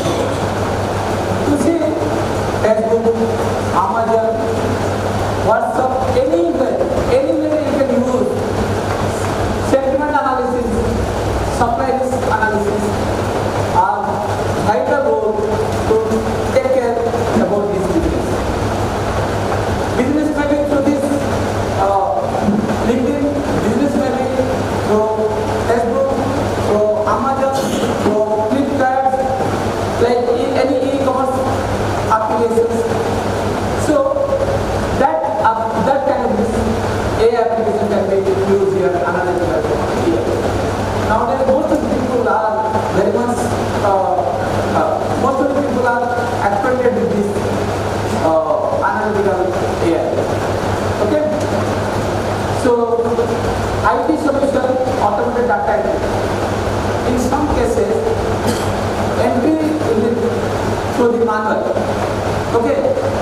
So, in our time, 80s, we studied this cost to cost levels. So during that period,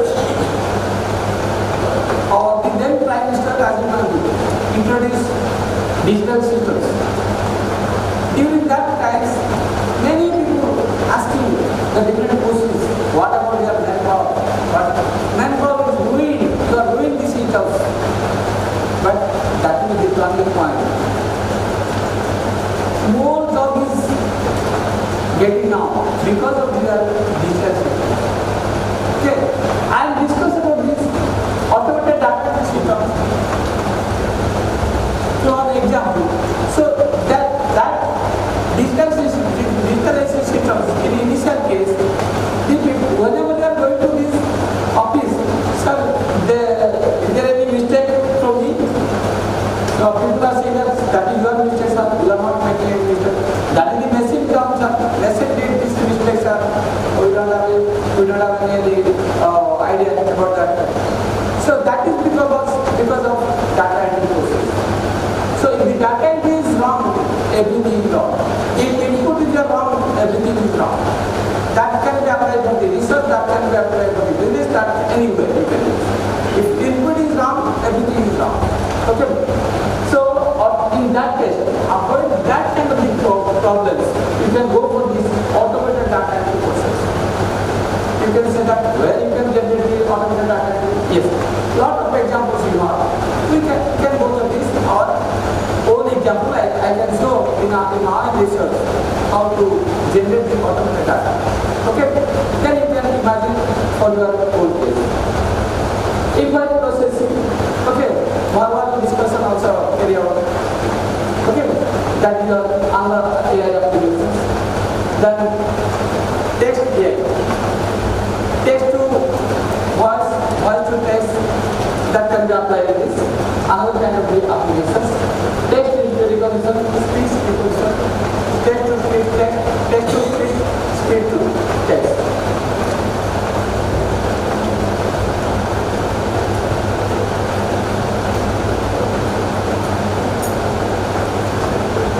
This is a tree.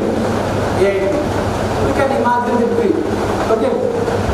So if tree is a stem, then you can say that different semantic analysis, the one branch.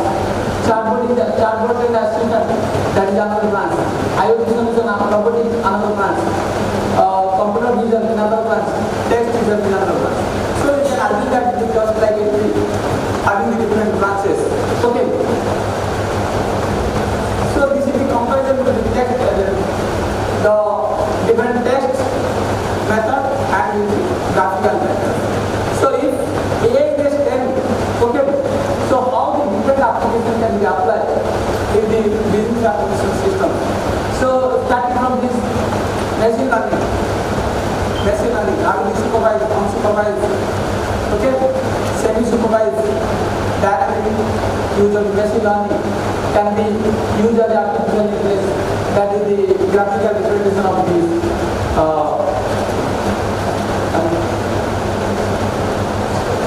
The point for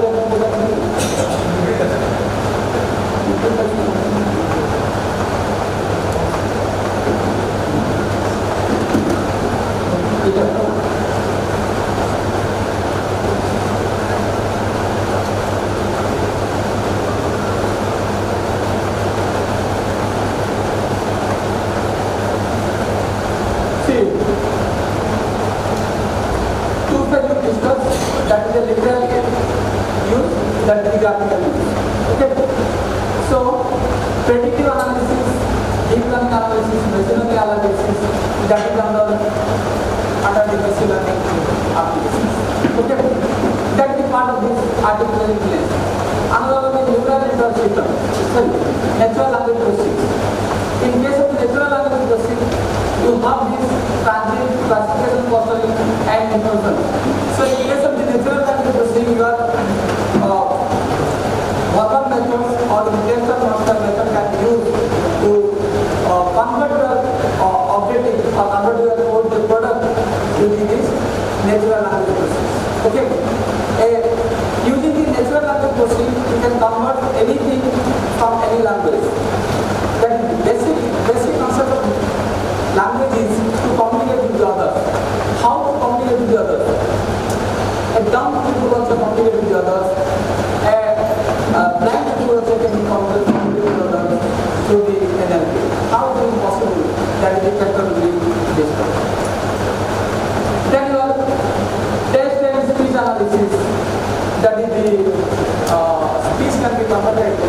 using this different text through the artificial intelligence. And expert system may be used in the robotic automation system process. Okay, that is your planning scheduling automation system in the robotic operations. Then finally you can say that computer vision is another application of AI, and that is under this vision can have the programs one is image recognition and other one is message videos. Okay, so here it is this section is the number of points you have used, and this one is a tree structure or graphical structure of artificial intelligence. Okay, so you can easily visualize what are the things you have and how to develop your own work. Okay. Now in case of this, everywhere, every business you have these challenges. Okay, there can be a limitation. Okay, challenges are available in any method. Okay, merit, demerit, cross concern. So everywhere you can observe this kind of this thought. Okay, that can be in any business, any research, any academic matter. Okay, any assignment or any work. Everywhere you can observe the issue, challenges, the limitations, then your merit and demerit all. So here also similar concept can be used. Data quality issue, integration with the agency systems, security and compliance, and skill gap. Okay. Disadvantages, high cost. I already discussed about the high cost. Lack of professional connection. In case of the artificial intelligence, lack of connection is highly required to eliminate the process. No replication of human. Human brain cannot be replaced with any kind of application. Even though we are trying to apply our artificial intelligence, but that is not always true. Okay, let's have the addiction. If your addiction is now most popular word, you can observe from these different social media. So if you look at this different social media and you are adding to this social media, then your career will be down. So that is the main objective to avoid this one. So how the automation can be used through the cognitive science. That is the main research. Okay, it means I work since 2014 onwards. Fortunately, I got a chance to work with the DST people, DST Delhi. After receiving some project project from the DST. Okay, so I got a chance to work with this sensor and health of the competency. Okay. So in case of the automation through cognitive science, what is cognitive science? Brain. Okay. Your own intelligence, not your artificial intelligence, your own intelligence. Okay, that is used in the cognitive science. In case of the cognitive science applications, you must study the brain activities. Different law, different point you have in this brain. Suppose I am calling this way, so I will take care about this question because memory is there. I will lost the memory. Some part of working memory is there applied to this part. Okay. So even my memory is not lost, but I will not work properly because my influence will be gone.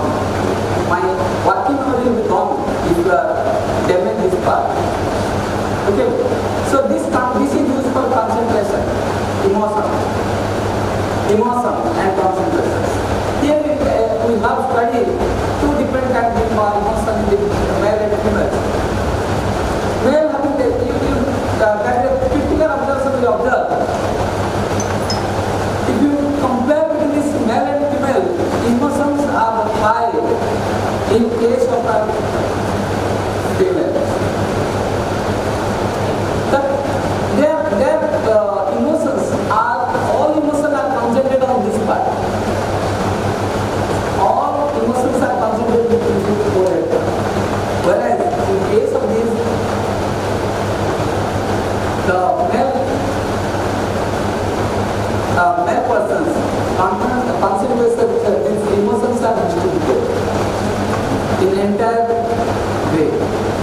say, male having less emotion than the female.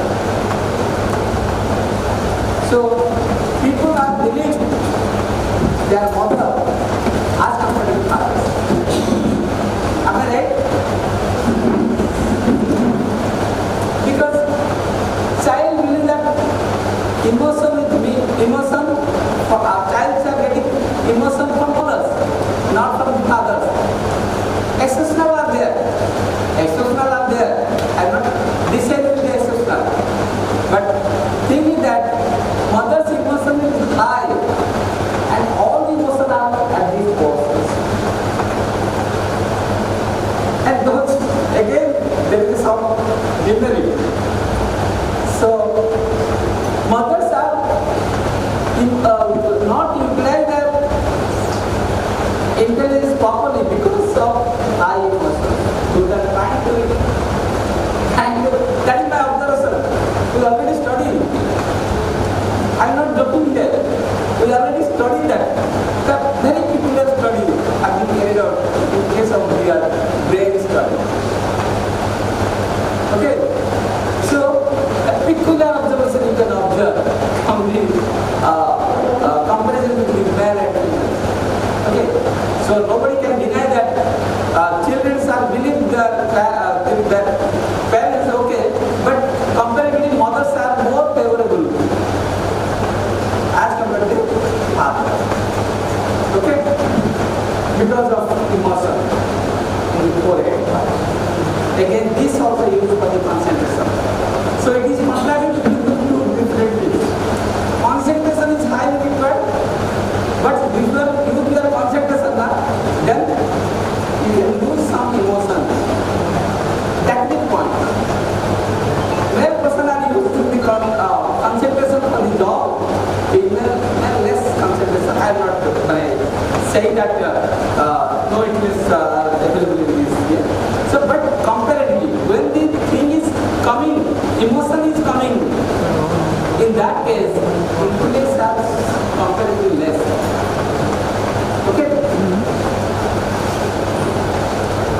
Maybe my observation may be wrong, I don't know. But I have this some observation. That is my practical experience. Okay? So, based on the views application, you have the different points. Alpha, beta, theta, delta, gamma. It's not the different different signal can be used. That will be signal analysis people. Signal processing can be used here to analyze the brain activities. Okay? And here, frequency, amplitude can be used to study the signal. So all the signal part, electrical people, electronics people, they have no idea about as compared to me. Okay? Though I have some signal processing activity, but I have less knowledge. I agree with it. My other members, those are belongs to electrical people, they are working with this signal processing. Okay? So alpha, beta, theta, gamma, delta. Some signal processing used for the drowsiness, some signal used for the drowsiness, some signal showing that the activity of activeness, some signal used for this, concentration, some signal used for this. So whatever the signal you are receiving from this machine or sensor, that can be converted to your applications. Okay? So it can be measured, signal can be measured through this amplitude, frequency. Electrical people, can you discuss with me regarding the signal processing? Any other, I left one parameter. Can you give me that idea? I left one idea, left one parameter, that is frequency, amplitude, two parameters are there to identify the signal, to measure the signal. Another parameter? Phase. Right. So we are not thinking about the phase. Phase is more applicable. Accurate result we are giving, but we are not working on this. Okay. Till now we are working on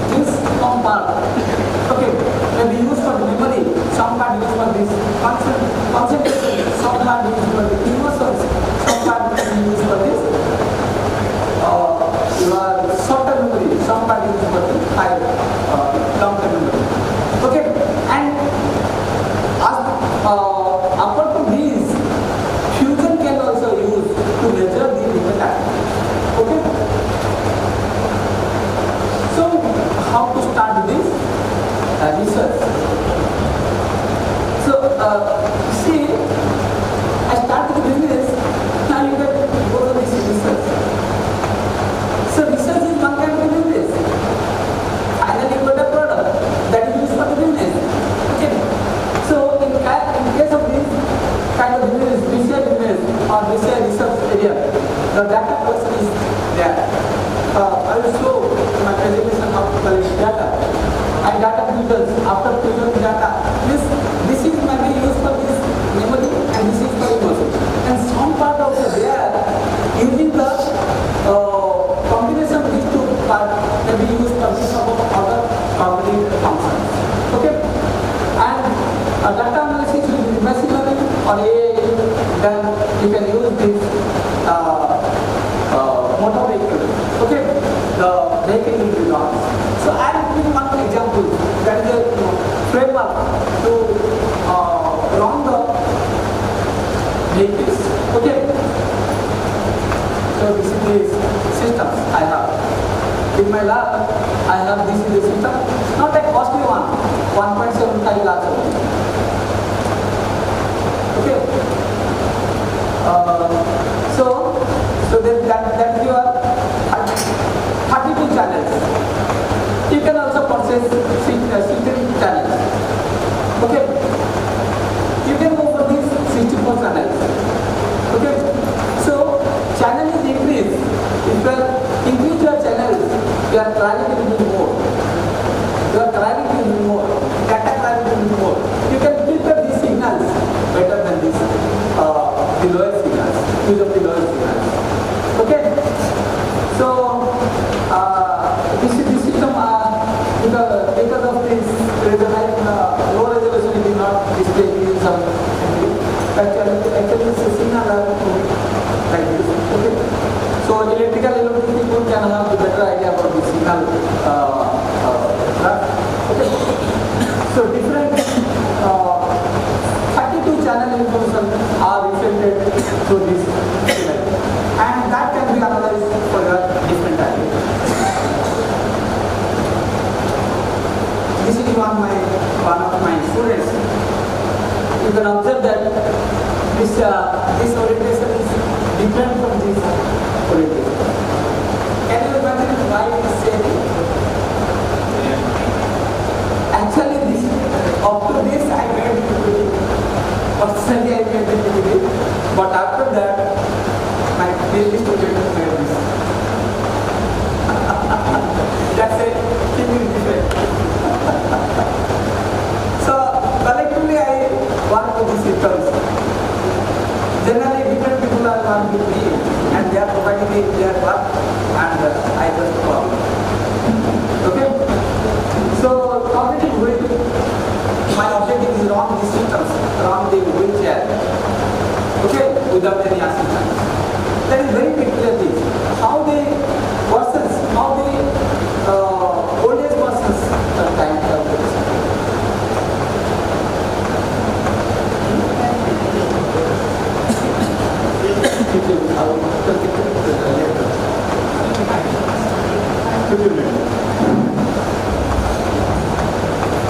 so time also for any they came for disability.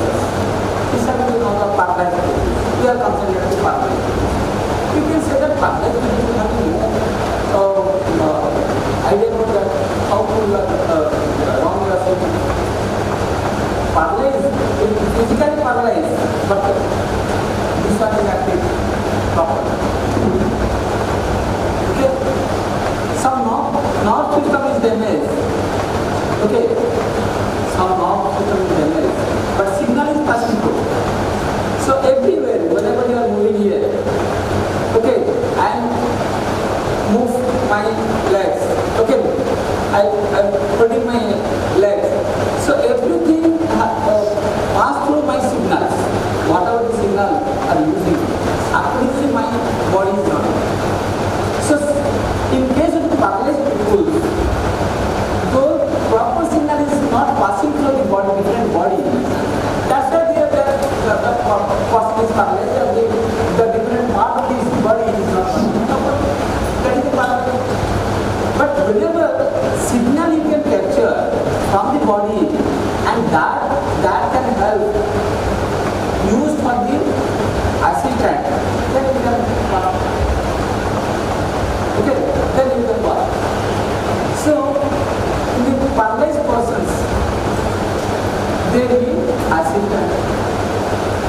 Everywhere they need assistant. Okay, so I am thinking that why paralyzed people need always need assistant. Without assistant also they can use, they can enjoy. Okay. Their brain is active, but signal is not passing through the different part of the body. That's a paralysis. Suppose signal is not passing through this one, that is paralysis. But this can you are. You can observe one is paralysis. Okay. Some people are getting paralyzed with this leg. Okay. Some people are getting paralyzed with this limb. Okay. Moving like this. Doing this. Discussing. Okay. So this is the case of this paralysis which you can use for example. Here we are using the object and PCI integration. Okay. Collect the data from the PCI device. That device is treated as a PCI. Then integrate it to the device. Okay. The operating wheelchair used through the brain computing systems. Okay. So whatever the data collected from the brain, that will be used to run the devices. That is your brain computing. And for the project, usually different points to make a new data. Okay, as per the requirement, we collect the data as per the requirement. And machine learning is for the collected data from the different types, different observations that we can achieve. PCI interfaces the identity, signal processing, and wheelchair. Okay. So capture the data. Initially, you have to capture the data from the different observations. Then process it. The signal will be processed. Then finally, you can extract the signal. Extract the data. Okay. So what are the data used for the movement? What are the data used for this? Throwing any object. What are the data used for the pick up this any object? Okay. So what are the signal used for the density? So all the things can be extracted from the data. The feature extraction and classifications. In the case of the feature extraction and classification, they use to extract the features using the machine learning, probability, and artificial learning. Okay. Then only you can go for this feature extraction. Okay. Now there is single application or single mechanism can be used for getting proper application. Which controls input processing, decision making, and motor control. Okay, motor control is movement of the body. Everywhere motor is connected. Okay, like this. Experimental setup and evaluation in bigger testing. So we are collecting the data from the different persons, different age group, different genders, people. Okay. Only from the human. Okay. And come to the political.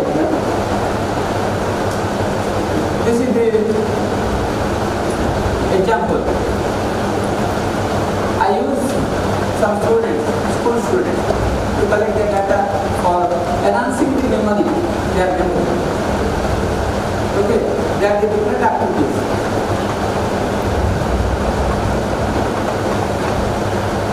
See, running the robotics. In the different ways. So, in some cases, you can design the robot, but that is not wrong in this place. That will be wrong in that place. Because of this, the friction. Okay? Because of the use of friction, that will be applied to the one surface, cannot be applied to the other surface. This is another example. Lot of other examples is there, but we are collecting these two. Okay? So So this school student design this, collect and design this application. Stress analysis. See, in the quota system, Rajasthan quota. Last week we have the problem regarding this solution, another solution. One girl is saying that the preparation should be stopped.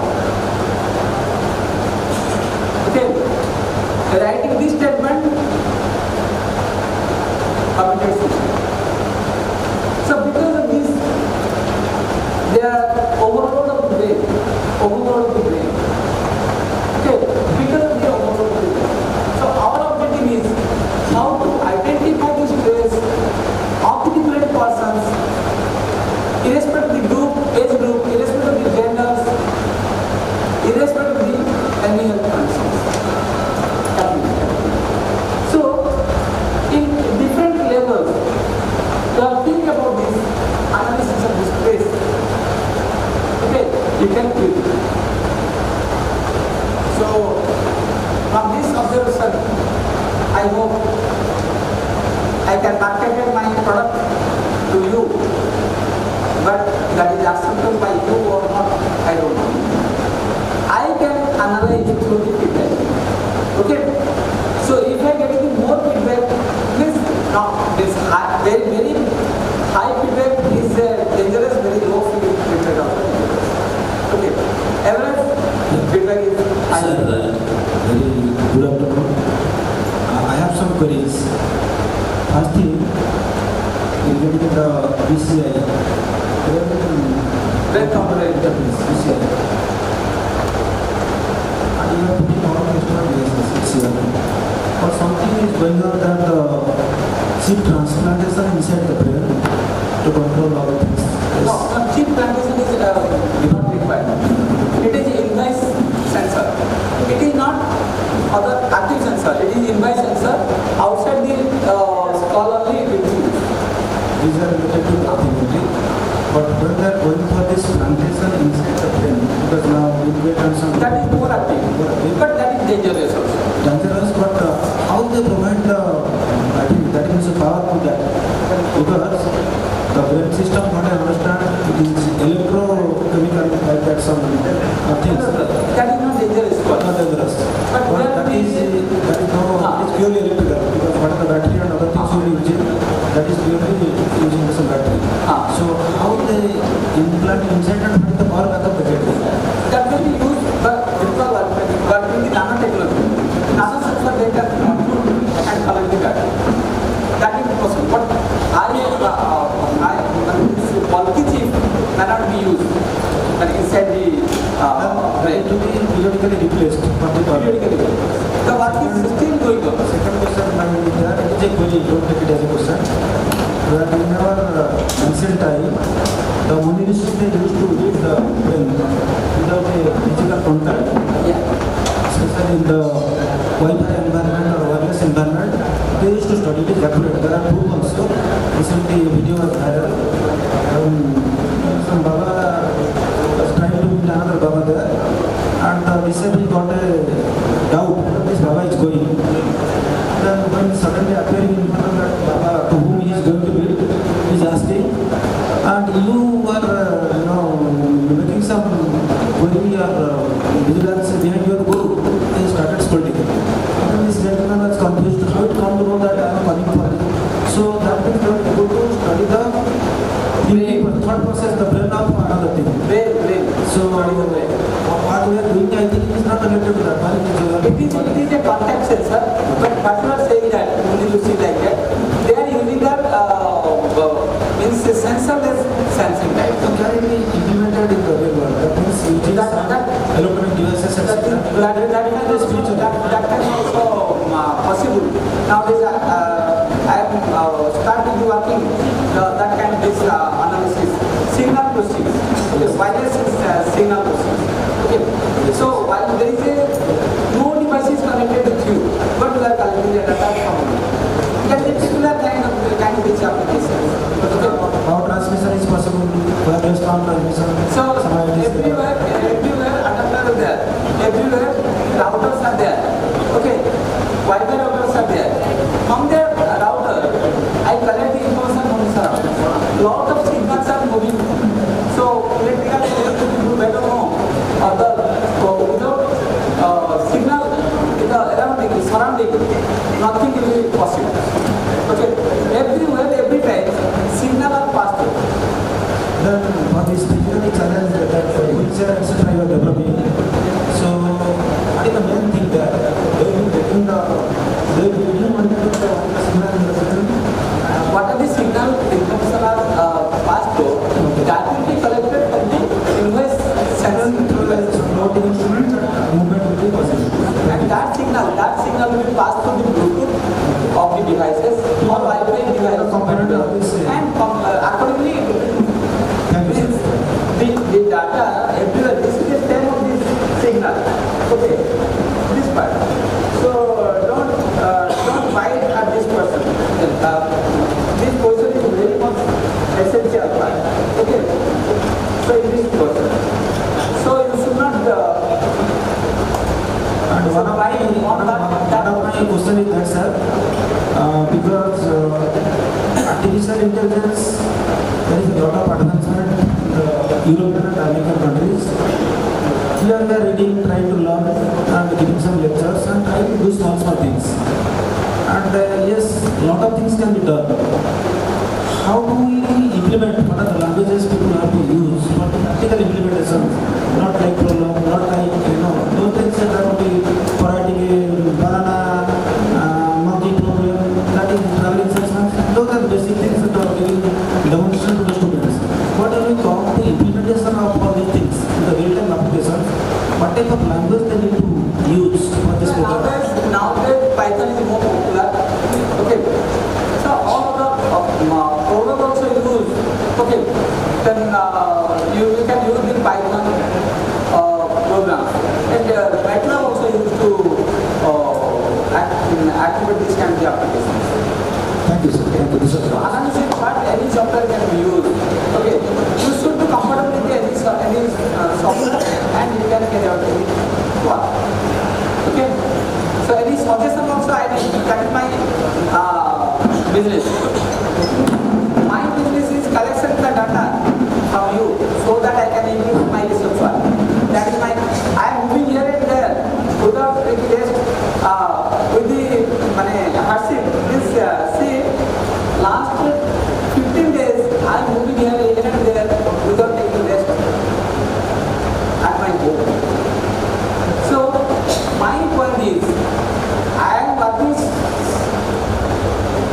for somewhere or someone, but from that also, from there also, I want to collect the data for next course of action in my group.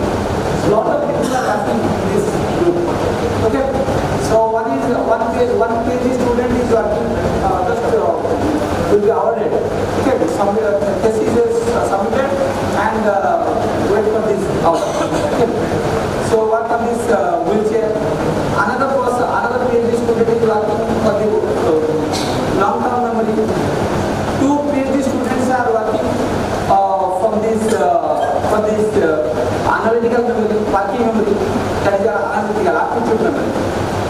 And attention and meditation, implementation of attention and meditation, 5 MT students already completed their work. Okay, BT students also there, and some school students also getting the benefit from this discipline. Around 40 to 50 people, 14 to 15 20 people are getting benefited from this activity in my group. Okay, so I need help from you also.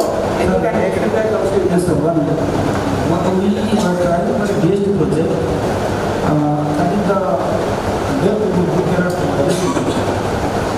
And then what happens, there is an alarm or there is a whistle in the pressure cooker, they cannot hear actually. When they cannot hear, they cannot take an action. Maybe the pressure cooker will whistling and after it burst or whatever things are happening. Or maybe somebody putting the bell because he is deaf, he cannot listen all things. So there are some alternative things like something can be and converted to light. And frequently you cannot go and say light is burning and light will not be burning continuously for 1 hour, that you go and like that also. And even if somebody is coming, even he cannot listen here. So that signal, whatever the bell someone is pushing, some signal is coming, maybe electric signal, light signal, whatever things. Using this artificial intelligence, can it generate any particular type of vibration, like frequency, in a wristband that can be used by the person who is using. You got my question, sir? So that is the kind of this wireless sensing. Wireless sensing activity can be used for this kind of solution. See, ESP32, have any idea? ESP32 and N005 from Intel 5 binary after. Okay, so these two devices are used by another signal processing group. Okay, I have a different group for the different activities. One is cognitive group, another is signal processing group. Okay, though I belongs to this computer science, so we work with this electrical electrician and mechanical also. In case of robotic, we work with this mechanical electrician. Okay, so different group. In case of the signal processing group, they are working with this collect the signal from the sensing the data without sensing. That particular thing is that can be used for the receiving information.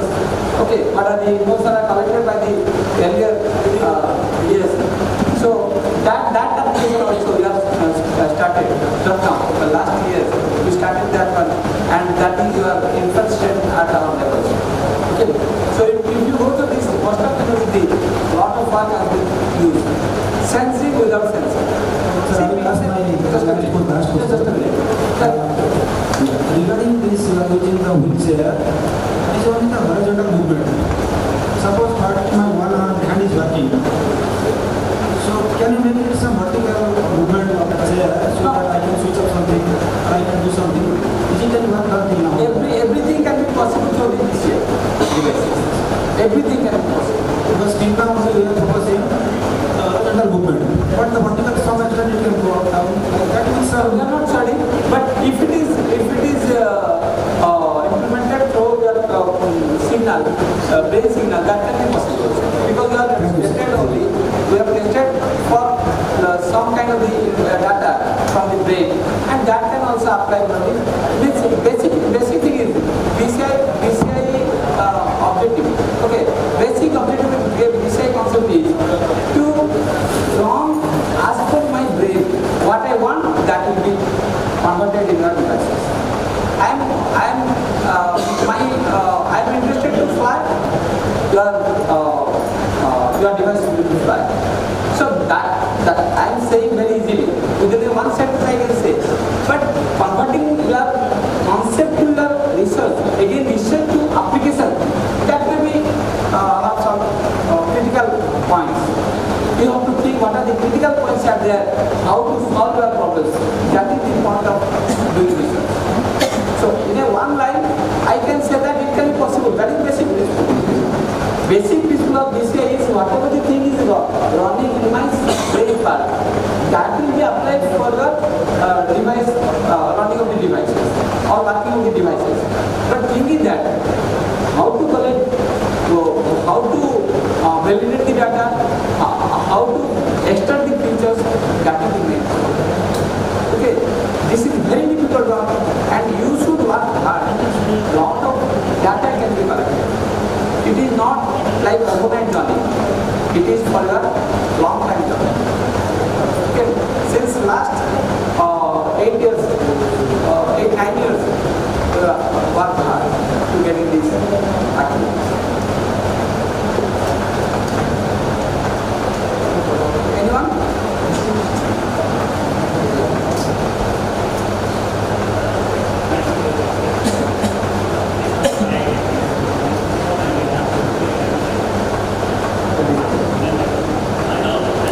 Hello, my doubt is whether any kind of AI techniques there which can enhance the quality of teaching, or the teaching methodology or teaching methods.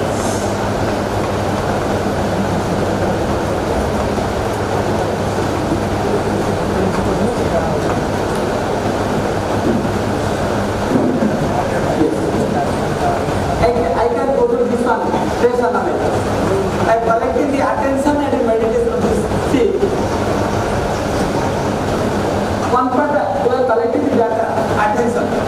Another one is meditation. We have used this data, okay, using this audiology. Okay, you use two different part of the data. One is attention and meditation. Okay, these two data fused with this with the help of audiology and getting the mental status of the word. So whenever I am saying that, if you have this connectivity, this sensors are connected to your brain, then I might know that yes, someone is not interested, those are interested, I can get there. By practice also, by practice, even if I have the natural sensing devices, God gifted, that is, God is gifted to me or anybody. Okay, so I have, by experience also, I have the capability to sense your activity, your interest or not interested in my subject. Okay, that is highly required in the teaching learning process. Okay, so during my presentation I feel that someone is sleeping, so someone is talking, that means I might have some issues with my teaching learning process. So that can be used, okay, that can be used here. Okay, so this is the case of attention and meditation. Then you can calculate the mental status, the machinery concept, true positive, true negative, all the things can be used to calculate, and finally you get this find out the mental status of the person. So even if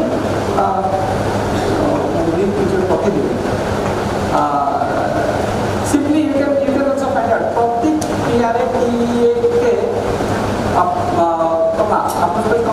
as creative. You can go to this YouTube channel and you have this the different activity, different what are career out in my group, that will be created. Okay, so what are the things to discuss? All the things have to be mentioned in that. So I am not marketing here. Okay, so my point is discuss the things and encourage you to work in a proper way so that our society will be in a better way.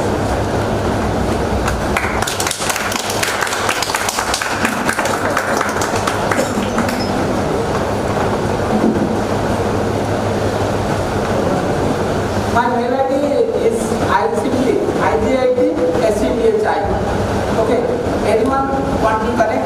IGIT, Indira Gandhi Institute of Technology. Very simple. I am very simple one.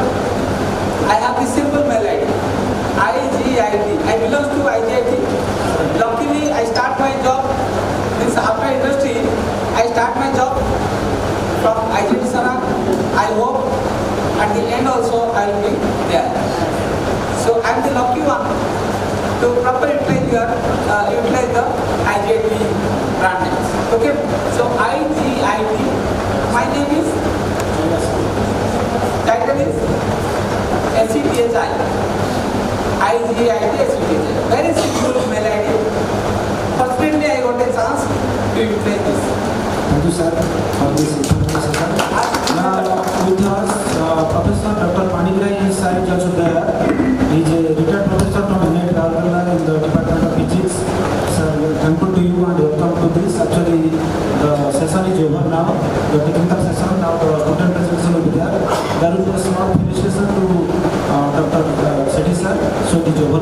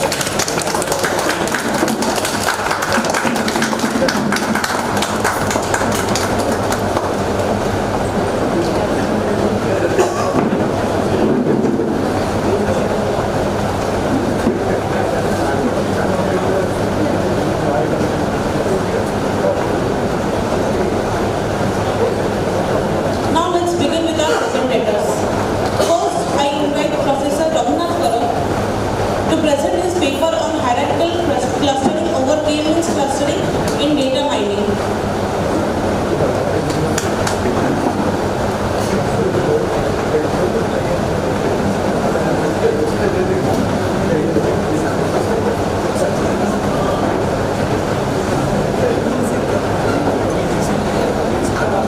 But in our paper, we implemented the k-mean clustering, which is a partition-based clustering, and it is an unsupervised algorithm.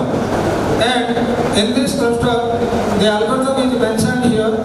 Randomly, you have to choose the k and find out the cluster centers and assign the new data points to the cluster center. After that, find the centroid. The centroid is not difficult to find, and it is not just a heavy calculation as like the statistics. Centroids are calculated. Suppose in x dimension 0.22 is there, and in y dimension 0.33 is given. Then suppose somebody tells us to find the centroid. Then simple, 2 plus 3 by 2 and 2 plus 3 by 2 means the centroid is 2.5 and 2.5. So it is not a difficult task to find the centroid, and it is not as hard as equation to find it. But after find out the centroids, the other data points are we have to attach with the new centroids by putting the monotones or the distance vector, Euclidean distance vector equations. So after the k-mean clustering is formed, we do not know what is the value of the k. Just randomly we find out the value of the k. So somebody he will take the value of the k is 2, somebody will take 3. No, it means there is no restriction. This is the main disadvantage of this type of clustering. So then our question, what we can extend the k and how much the k we can execute for the certain set of the data sets. Then objective, what we are going to implement here? What will happen if you increase the data samples? What will happen if you increase the cluster centers? If we increase the data samples, there may be the problem of the overfitting. Then our question, what is overfitting? Overfitting means suppose a data model is given to us and we have to find out the training set and test set from the data models, and at the point that the training set is going to equivalent with the data model, at that point we can say that it is overfitting to the data model, and the complexity becomes more and the processing may be slower. And what will happen if we increase the cluster center? If we increase the cluster center, it is a waste of time because at a certain point of time, the algorithm can execute, but the result is same. Suppose at most 5 clusters that will form, but we have taken in our program that the cluster center is 100. Then at that time, for 100 execution cycles, the time is only going to waste, but we will get the result after the 5 iterations. So the methodology, if you take 5 samples and k equal to 3, that is 3 centers by the Python code is given the result. If the sample increases of 50,000 and the result is, and the increase up to 10, then the results are different data sets given at the slide. So what is going on here? In the first figure, the clusters are 3. The nature of the clusters are they are non-overlapping and partitioned. And in the second figure, also the clusters are non-overlapping and they are partitioned. But imagine what is going on. The data set is 1, but there are 3 partitions and here is 10 partitions. So our question, sir, how much it will be? Means going to continue means it will be 100 partitions, 10,000 partitions. Yes, means very simple question. It is come to our mind that. But how can you solve it? This one, even in the next slide that. The hierarchical clustering, it is also the concept is also same. Means we have to make the cluster to the data items. Yes, so the data set is given for the hierarchical clustering. So there are 8 data points we have taken here. It is a top-down approach. This is the diagram of the division clustering. The data items are 6. Then we will go to the results and discussion, comparing hierarchical and came in clusters. So what happens here? Suppose we are unable to determine how many clusters are formed. Then we will take the help of the elbow method. The elbow method is given here. So it is under the method. Before going to execute the program, the elbow method defines what are the clusters they are formed exactly. Means we will take the value of the k as 10, 12, 20, not randomly. In this method it confirms that how many clusters exactly we have to take and how many iterations the program can run. After that, if after choosing the value of the k, if we will execute the program, we will get the good clusters and there is no confusion that some more clusters are formed and he left some more clusters. Yes, though there is no question because of the elbow method finalizes this. Then determine clusters on the hierarchical agglomerating clustering. In this cluster, we can't say that means how many clusters are formed because in the k-mean clustering there was a method to find out the clusters by taking the elbow method. But here there is no elbow method. Here only the data sets and the training sets are given. We have to execute the algorithm and we cannot say how many clusters are finally going to be happened. After that in my figure there is a cut. There is a cut means if we will cut that line from there, we will get the 2 clusters from here. But before starting the execution of the algorithm, we can't say that how many clusters are formed here. So this is the advantage over the hierarchical clustering over the k-mean clustering. Because in k-mean clustering, blindly we have to fix the k and what is the result we have to accept it and after how many iterations it can stop we can't say.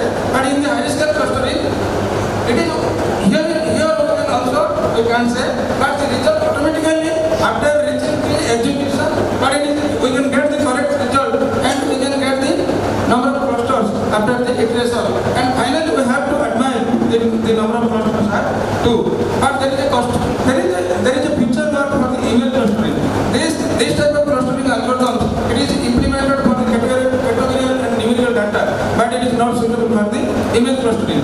So image clustering there is a vast big, so the time it may require for 1 hour to define the image clustering by taking the or implementing the k-mean clusterings. So the work is done in my next paper, but sorry to implement here due to lack of time. I will implement it in the next 5 seminars. Thank you, sir.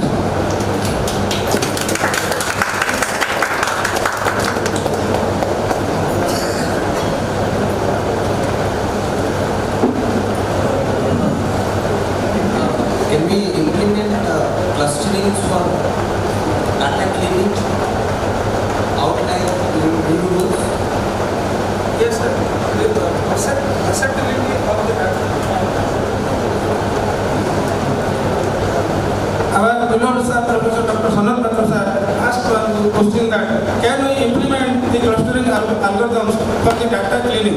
Because of my question is before means like my answer is why overfitting occurs due to the noisy data sets present in the data model.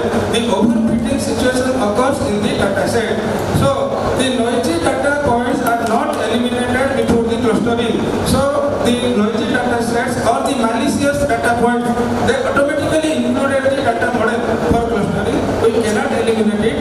They will cluster, but simply we will find the testing set and training set. If the result is not generated as per our requirement, we will leave that. Thank you.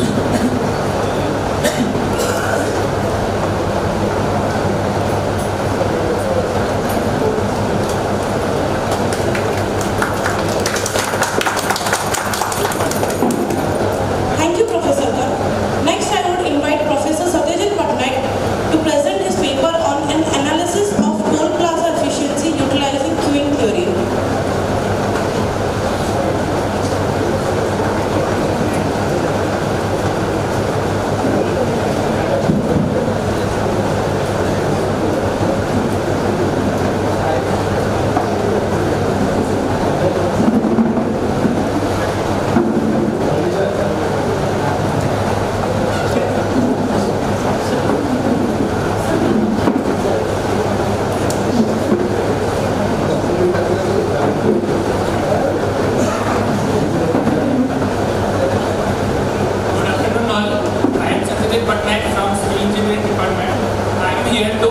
my conference topic on analysis of toll plaza efficiency using queuing theory. This is my content base, and I have carried out the work at Bargad, Sambalpur NH and Sambalpur Bargad NH during the non-working day and working day with the peak time of 9 to 12 p.m. and 4 to 6 p.m. Introduction. First, we have to know that what is toll plaza. Toll plaza is nothing but a booth or station where the cost is collected from the vehicle users to maintain the road and use it for the development of roads. So, generally, the toll this is the Sambalpur side of toll plaza for study area. I have taken the data for 10 to 12 a.m. and 4 to 6 p.m. for several days for 1 month. And this is the Bargad side of toll plaza. It is carried out in the NH6. There are 8 toll gates situated Bargad and Sambalpur side of NH. Among this, I have taken only 2 toll plazas. The main objective is to carry out videographic traffic data collections from both the directions in working days and non-working days, and analyze the videographic data to various traffic characteristics like flow, volume, velocity. Then to study the queuing characteristics and toll gates, waiting time, flow, volume, and density, etc. Then compare the queuing characteristics and toll gates on working days and non-working days. This is the part of my literature reviews. I have carried out some literature reviews. The gate finding. The entire investigation to check the efficiency of toll plazas provided at the toll gates, and the output will be helpful how the traffic will be not there at the toll plazas. Generally nowadays we are passing through the NHS, but in both sides. After that, the steam marker is used in the vehicles, different categorized vehicles, and form this in an Excel sheet.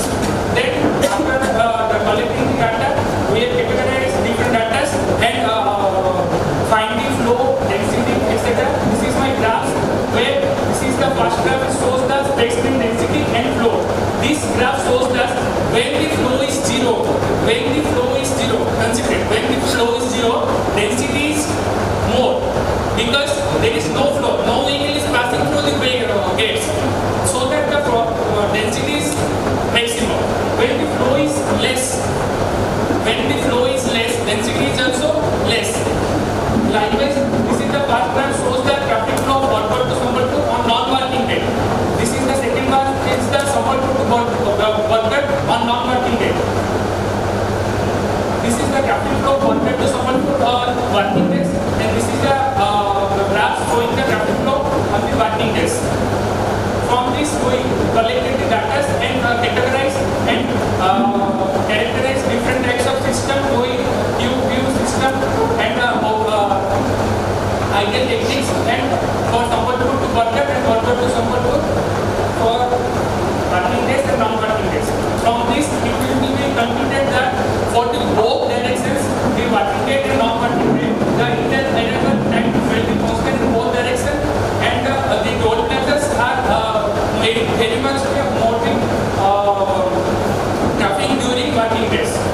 For future scope, I have taken the behavior of different vehicles and the behavior of different drivers for the toll plazas, and I have certainly get out that why the traffic is getting high during toll plaza, because of there is not systematically all the vehicles are connected with high selective number plates and FASTag systems. When they are coming at the near the toll plaza, the drivers are not getting where to go. Maximum on both sides 6 to 8 toll booths are there, but they don't get that where to go. First two toll gates are for collecting the cost. Last one is collecting for FASTags only. So I in future, if I will go and PhD in this transportation engineering, then I will get this paper for PhD, and I will suggest that all the vehicles with high number security plate, there is some sensor should be there, so that is connecting to the number security plate, then they will be go to this 1 or 2 or 3 this type of tools, so that the graphing must be lesser. Or if many more suggestion is there, then we will make some rotate systems so that the traffic congestions not be erased in the toll plazas. That much. Thank you.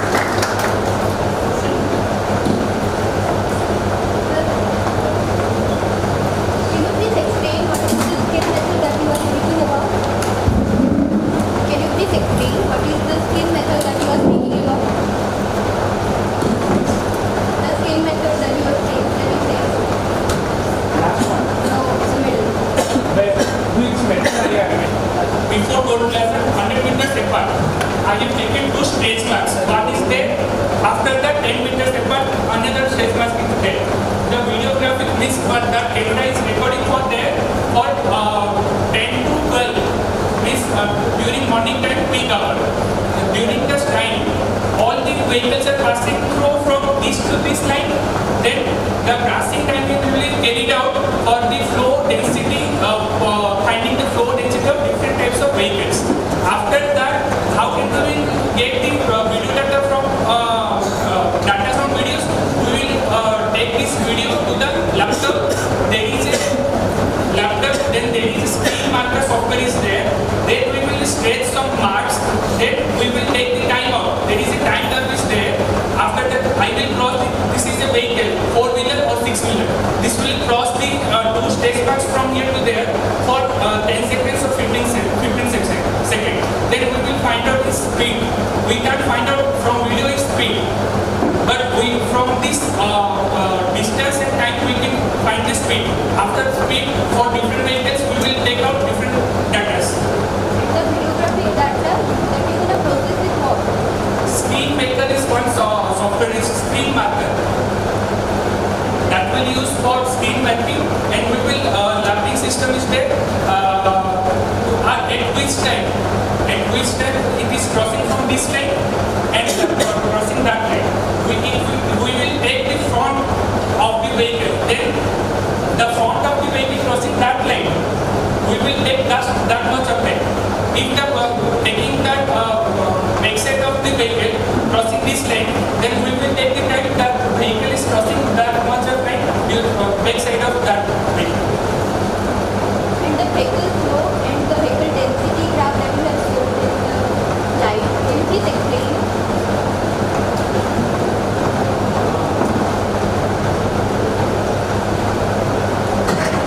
Here is that when flow is 0, flow means the vehicles are passing is 0. Then the density means the number of vehicles are there is more. But when flow is maximum, density is 0. Likewise, this is a different types of graph, different types of graph. It is time consuming. If you need it, then I will definitely personally I will solve this. Thank you.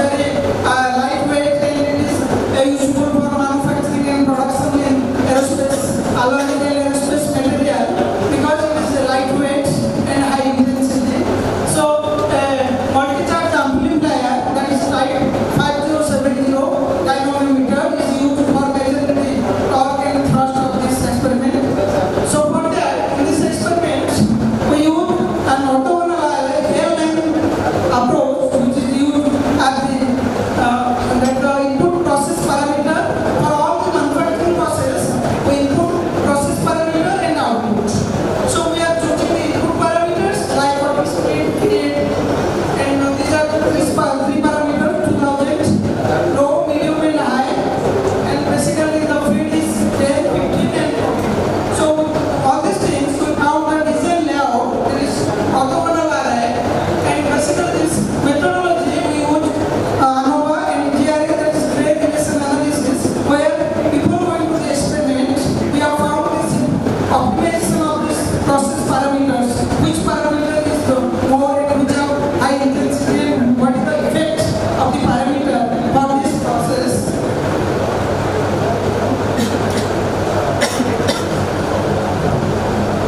So before that, this is the airline orthogonal array. For that we have used the software, and for that this layout will be automatically found, and with this layout we will do the experiment.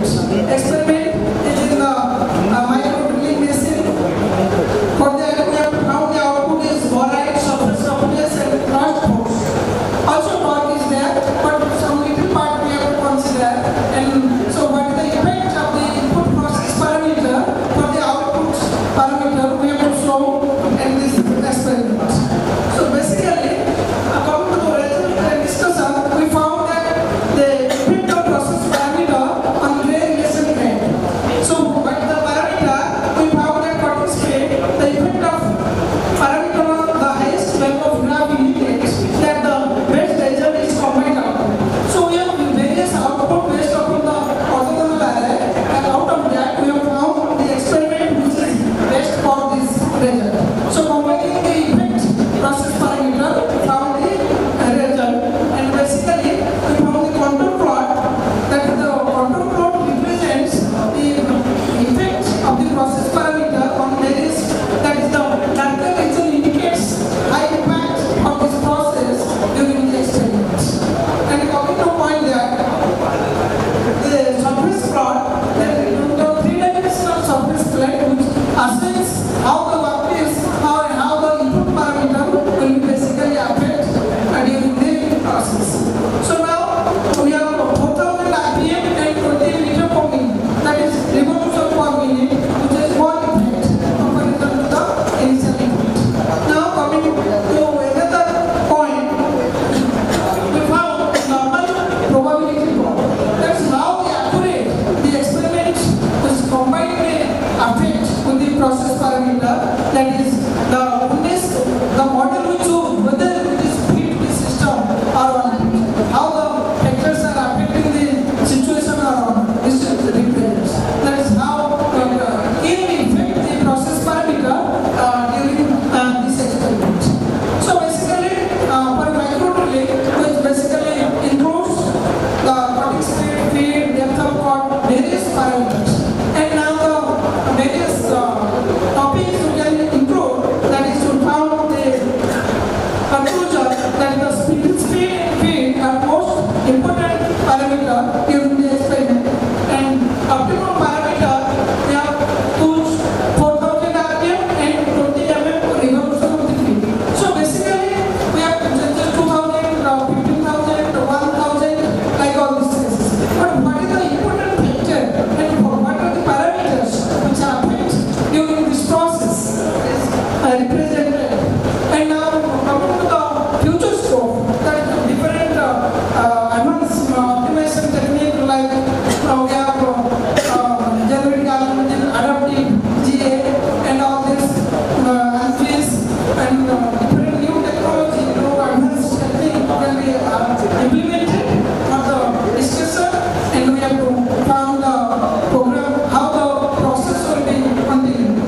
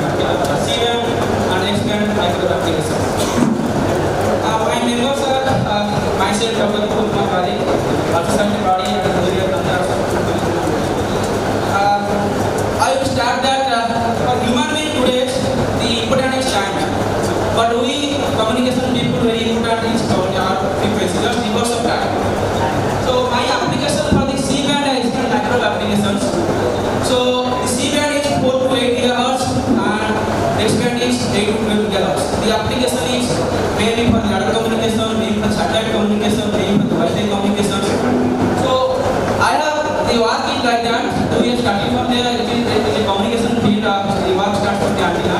So simply I say that the work of antenna comes where you go from the wireless communications, where communication is going to be antenna. So where the sender and receiver having no physical medium, so we need antenna. So it is a type of antenna there. So we go for printed antenna because having certain advantage like low weight and flexible to use and you can integrate at any sound. And it is just dual polarized. It is just polarized, dual polarized. So in inauguration we can say that we have four types of polarization.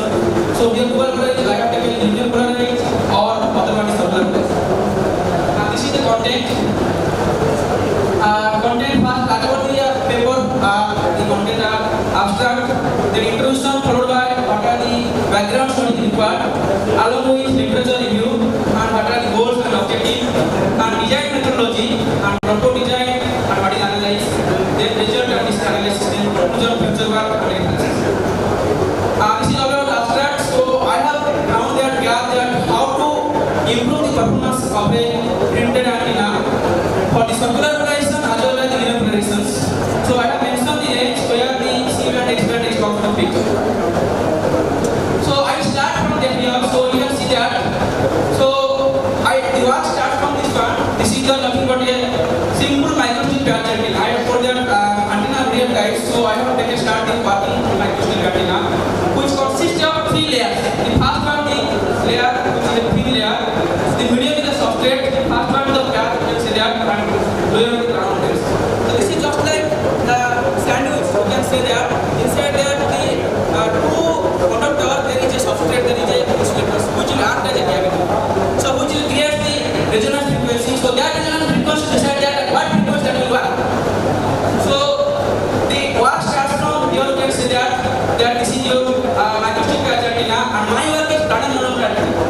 So you can see that in microstrip patch antenna the ground plane covers total whole substrate. But in standard antenna I have taken the top view and ground view. So where you can say that the ground plane is nothing but a partial ground. So due to that the bandwidth increases. We also need the bandwidth. Same time also we need the how much intensity of that bandwidth, that is reflection loss. So I will tell that what is the reflection loss coefficient. Let us. So only you start from work from this microstrip patch to pattern monochrome antenna. Then we have to optimize some performances like return loss or gain or acceleration for that. And I will tell that. And in general, what happened in pattern monochrome this one, we will provide linear polarization. I will talk about polarization. So when antenna come to picture, so we can say that we are handling the electromagnetic waves. So electromagnetic wave consists of the electric signal, electric field, and magnetic field. So the orientation of electric field symbolize polarizations. If the orientation of electrical field is in circular manner, so it is circular polarization. If the orientation of field does not change anything, so it is linear polarization. So we both need in the application wise. For short range, where there is the sky is clear or we get no noise is coming, so we can have linear polarizations. But design is very easy. But for the circular polarization, design is very difficult. But we can use for the flexible. Suppose for any cloudy condition, suppose we have to receiver that is that flexible to so that we can change the transmitter receiver in any direction we can receive. So much advantage there. So as per the application wise, where which antenna should be used, so we have to decide that. So circular polarization having 3 advantages. I have mentioned that multiple reflection and flexibility of orientation angle and avoidance reflection. Here any put. So while transmitter receivers are there, so always transmission happens in the multiple propagation. Here comes here again propagated here reflection propagated like that. So in that case, the receiver will decide that which is the high signal. So according to that, if we use the circular polarization, it having some advantage. And flexible orientation means we can orient at any times due to maybe manually orient or due to some problems. Maybe receiver may be orient from any direction. So at that case also it will be used. And it's very important that weather predictions. So in bad weather, if not getting any signal, so it is very ideal. It is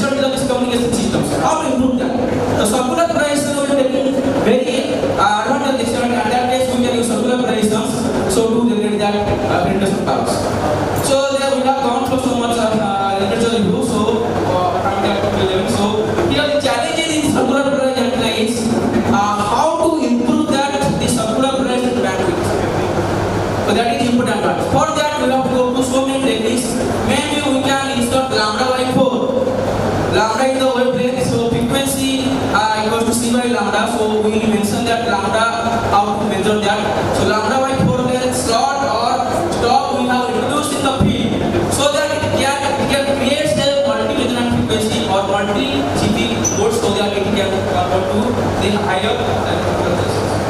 And goals is to improve the performances to maximum coverage impedance bandwidth, and objective is that how to combine the effects so that it is perceived and understood.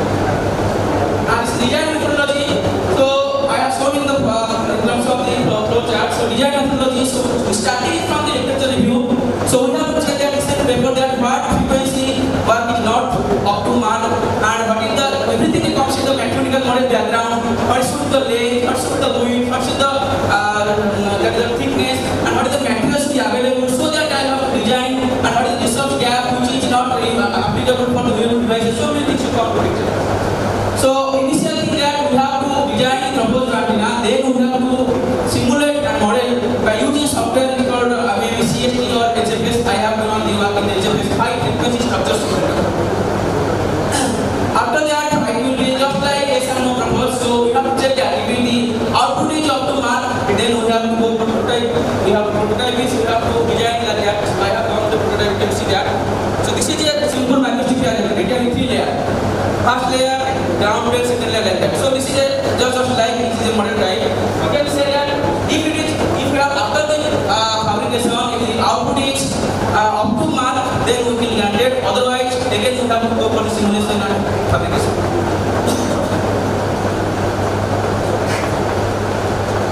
This one is the proposed design for the paper. So design starts with a simple antenna one. So and it is a simple one. I am telling that what to design, take length, width, subtracting mathematical.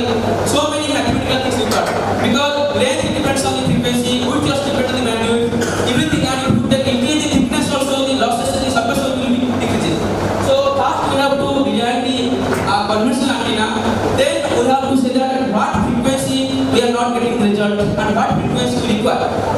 So as for the requirement, we have to I have put in the slot, this one slot to make the multiple resonant frequency to multiple number of to make frequency higher frequency that. So similarly also I have changed one thing that also changing the feeding technique. We have to this one is the radiator part. This will be radiated and this is the field line of the electrical signals.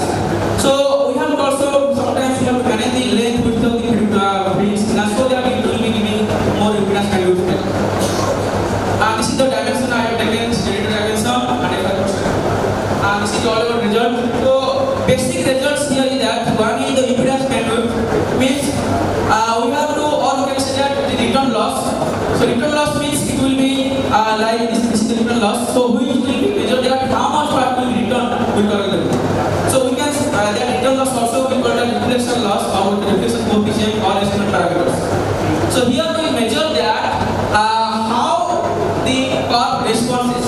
So the conventional one I am getting that this is the line minus 10 decibel. So we are taking granted that minus 10 decibel. So there is a logic that why minus 10 decibel. In microwave what happens when you are transmitting some signal, if 10% is reflected, that is okay, we are granted. So for 10% if you find out the logarithmic, so 10 log of 10 becomes minus 10 decibel. So the line will be minus 10 decibel. So this is the antenna. This result is the conventional. I will just show the conventional and compare with the proposed one. So conventional giving this much of return loss. This is the axial ratio. So axial ratio is parameter to measure the circular polarizations. When the axial ratio is less than 3 decibel, the circular polarizations. In this curve, there is no point at minus 3 decibel. And in this case, this is the gain. Gain at some point will be positive, but this point will be negative. So this is the conventional. So we have to improve this point in the proposed. So that's what we have to work. This is the proposed one where it is that the resonant frequency is shifted from this frequency to this one because I get the C and H band. I have shifted that resonant frequency to C and H band. So here we say that from 6 point something to 10 decibel, the resonant frequency will be having and also it is less than minus 10 decibel. So here also we are getting 2 point. This is the point 1 and point 2 we are getting very less than 3 decibel. So this point is circular polarized, this point is circular. And rest of the question is linear polarized.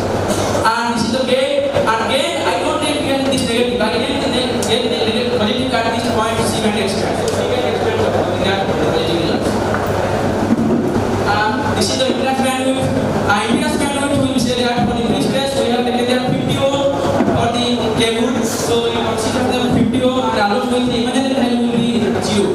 So there is no imaginary value, so only real value there, so that it will be properly matched.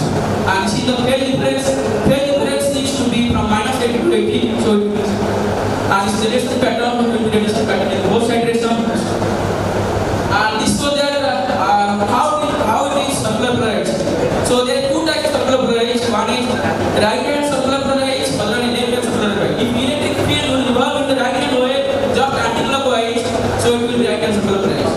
If it revolve in the anti-clockwise, the left hand circular polarized. To see that what direction is going to.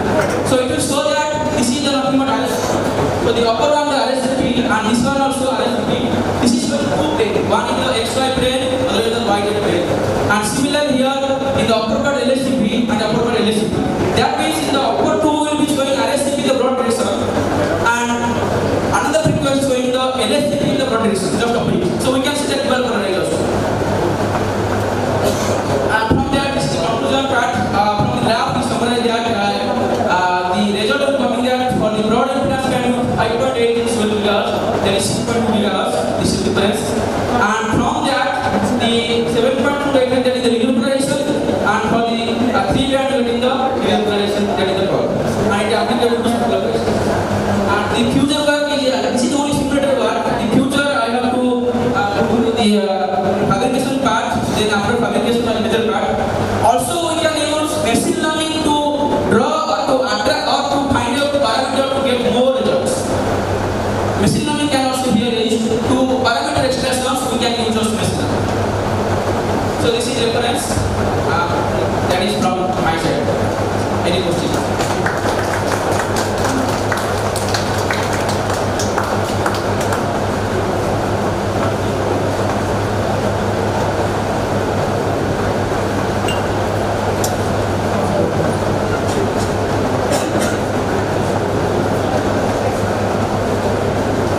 Thank you, Professor Bari.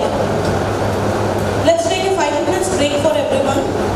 If anyone wants to go for a break, we'll meet after 5 minutes.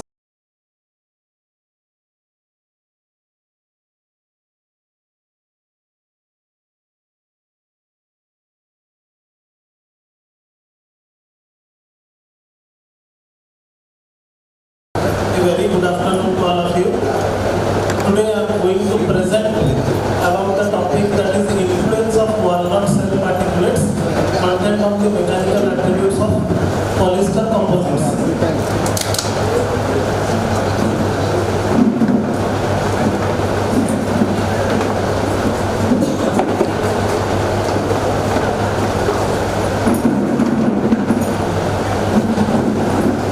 So the presentation here is introduction, literature reviews, objectives, methodologies, results and discussions, conclusions and references.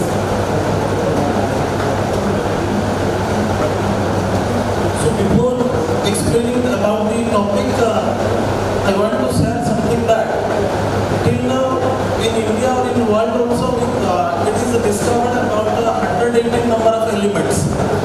So for making any kind of components or parts or any materials in the case of a vehicle, we can use individual material, but the present scenario is that we have to use the composite. So why should we use the composite? Because it enhances the properties.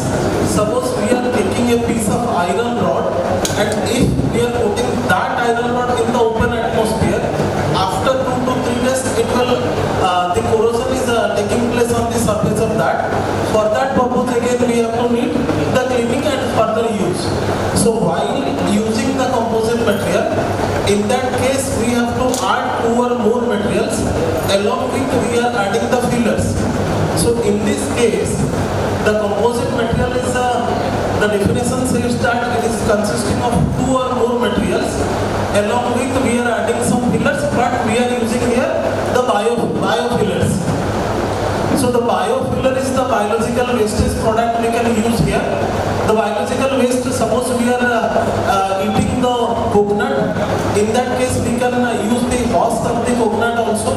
We are taking the food as a pista badam, we can take the outer cover of that one also. In that case, we use here the cell knot particulates. By taking that particulates, we are adding with the matrix, metal matrix. So further the composite material can take place. So the main purpose of the biofillers is that it is the biodegradable substances are environment friendly. It does not give any harmful effect to us. Second thing, low density with the high toughness. The material can resist more amount of load, can be easily extracted. Suppose we want to collect the outer covering of any kind of waste material, simply we can purchase the same substance, we can use the product and collect the outer covering. So recently there is again another work I am going to do, that we are taking the food as a green water, and in that case the outer covering part I use that as a filler.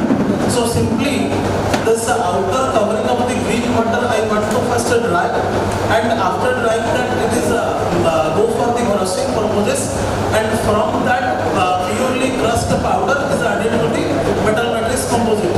The same thing I can done here, that this metal is a renewable process. Every year the cultivation is taking place. Every year we can collect the material. So there is no investment of money, but we are using the composite material that we can easily improve the properties.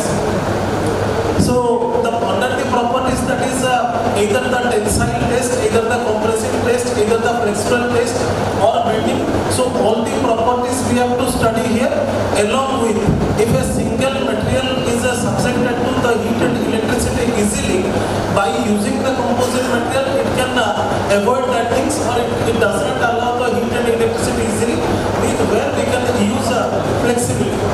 So the low abrasion, insulation against the noise, and low cost, abundant availability, and it reduces the cost also.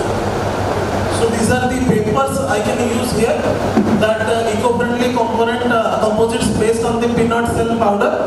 So what the material used there, that is peanut cell powder along with the metal matrix, that is polyester resin.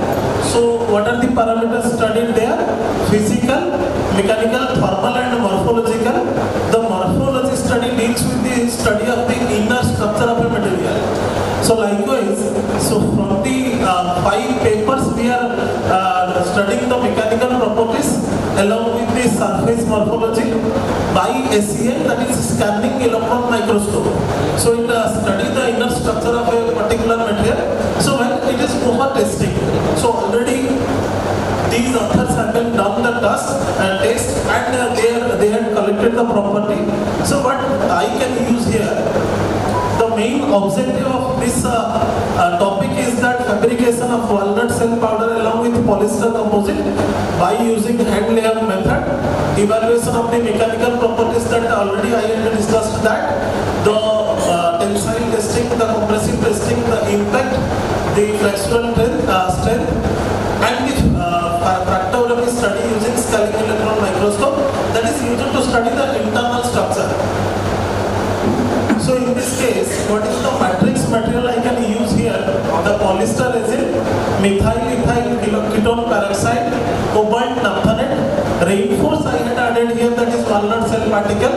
So these are the percentage. When the walnut cell particle percentage is 0, in that case the weight percentage of the polyester is 100. So first case is total metal matrix part, there is no addition of the filler, and in every case I have to prepare the thickness of the metal by 3 mm. So the dimension of a particular material having a standard size, but the thickness of the metal we have to prepare here, that is 3 cm. So when the cell particulates is go on increasing, the walnut cell particulates, the outer covering, already I discussed that when the walnut cell particle percentage is 2.5, in that case the percentage of polyester is 2.5 reduced, that is 97.5. In that way, just I had increased the percentage of the walnut cell particulates along with the decreasing the value of polyester composite. So what happens here? Now see the image here, this is the walnut. We are collecting the outer cell part, that is in the broken stage, and the same outer side is goes to a crusher. So if it is necessary, we can dry the outer layer also. So after going to crusher, it is completely converted into powder form. then it is a C because we can simply distinguish the particles or pure particle we can obtain which disintegrate the impurities, and final stage we are getting the walnut shell powder. So this walnut shell powder is added with the polyester mixed with MEKP, that is methyl ethyl ketone peroxide. So polyester resin and walnut shell particulate when added together. So these are the last down figure is the prepared composite. So what happens here? Now these 4 number of testing we have done, that is the tensile testing, that is done in the universal testing machine, that is UPM model Instron 3382 USA, American based. So what happens here when we are applying a load of 100 kilonewton load cell at a cross set speed of 2 mm per minute, and the condition of the atmosphere was at 25 degrees centigrade ambient temperature, that is atmospheric, with 50% of the humidity. So in that case, what is the size of the specimen? That the span length of the metal is 57 mm along with the thickness 3. So when these are all the 4 testing we are doing here, so in every case the span length is somehow different. For a particular testing, the length of the span or the size of the specimen go on varying. So after this, after completion of this all 4 number of the test, what happens here? So the first figure here representing that we are doing the tensile strength. The tensile strength it is measured in the case of megapascal, that is meganewton per meter square, along with the walnut shell particulate percentage along the x-axis. The first rectangular block diagram shows that whenever the walnut shell particle is total 0, that is pure composite we are taking.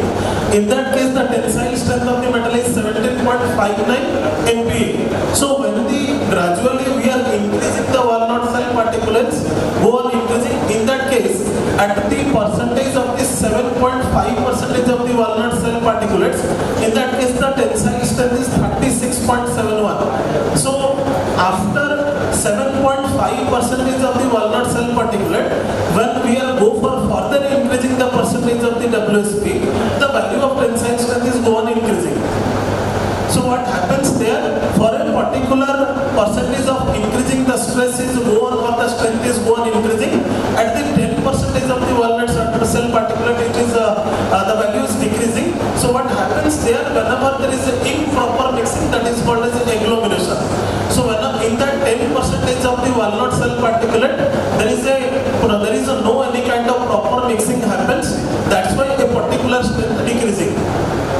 So along with when the same composition is go for the flexural strength, in that case also the flexural strength is represented along the ordinate, that is the megapascal MPa, and along the x-axis we are representing the percentage of the walnut shell particulate content. In this case also, up to the 7.5% of the effect, the flexural strength is go on increasing, that is a bending test. Suppose we are putting a particular simple support, we are placing our roof while making a home, simply on the roof side the wall is present and the roof is entirely placing. In that case, when the roof is applied or roof is placed on the wall, definitely there is a chances of bending. So in that case, we are providing the cross and beams at a particular interval, that there should not any kind of crack. So in the next step, what happens? In the case of micro hardness only, the third one is the impact strength, which is the impact strength means at a particular point the material will break. So certain load we are applying. So in the case of impact strength, the value of the load is go on increasing up to the walnut shell particulate 7.5%. At the 10% is again decreasing. In the case of micro hardness, what happens? When the percentage of the walnut shell particulate go on increasing, the value of the micro hardness HP, that is hardness weaker. So in this case, one of the parameter we are studying that it goes on increasing linearly. Out of these 3 tests, only this particular diagram shows that it is go on increasing, there is no decrease. So if we are comparing that, if we are doing number of tests and out of which only we are getting one good result, then we have to consider the before 3, not the single one. So in this case, instead of micro hardness, if we are considering all the 3 type of tests, that is the tensile strength, impact and flexural. So at this 7.5% is everything is go on increasing. So this particular person is considered as a good combination for getting a proper metal matrix composite. So this diagram shows that at the 7.5% we are not getting any type of defect, but at the case of 10% we are getting the agglomeration of the walnut cell particulate, where we are getting some type of spots, that is improper mixing of the materials. So this type of composites we can use in our doors in the case of automotive applications for the lightweight application, and this composite is the eco-friendly material for the variety of automotive application. We can use this composite as a seat cover or car roofs or door panel or motorcycle visors, which is placed in front of the bike. So these are the references. Thank you.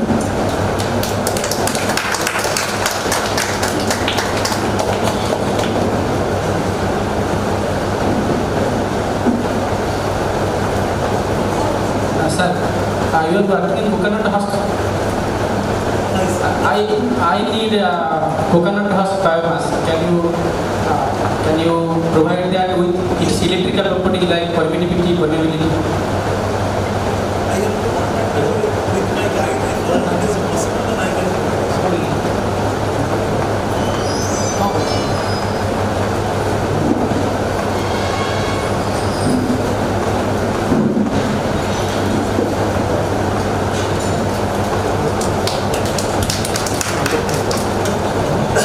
Thank you, Professor Padi. Up next, I welcome Professor Avinash Panda to present his paper on analysis of deep architectures for automatic modulation classification.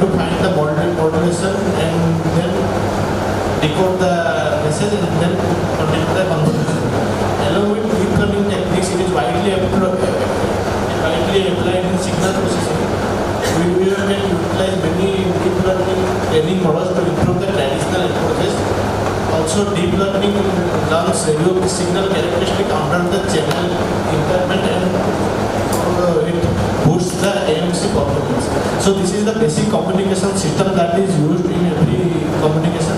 First, the information source, that is the unknown source, is encoded, then it goes to the modulator, then it travels through a channel, and then the signal is demodulated, and then the demodulated signal is decoded, and then it reaches the destination.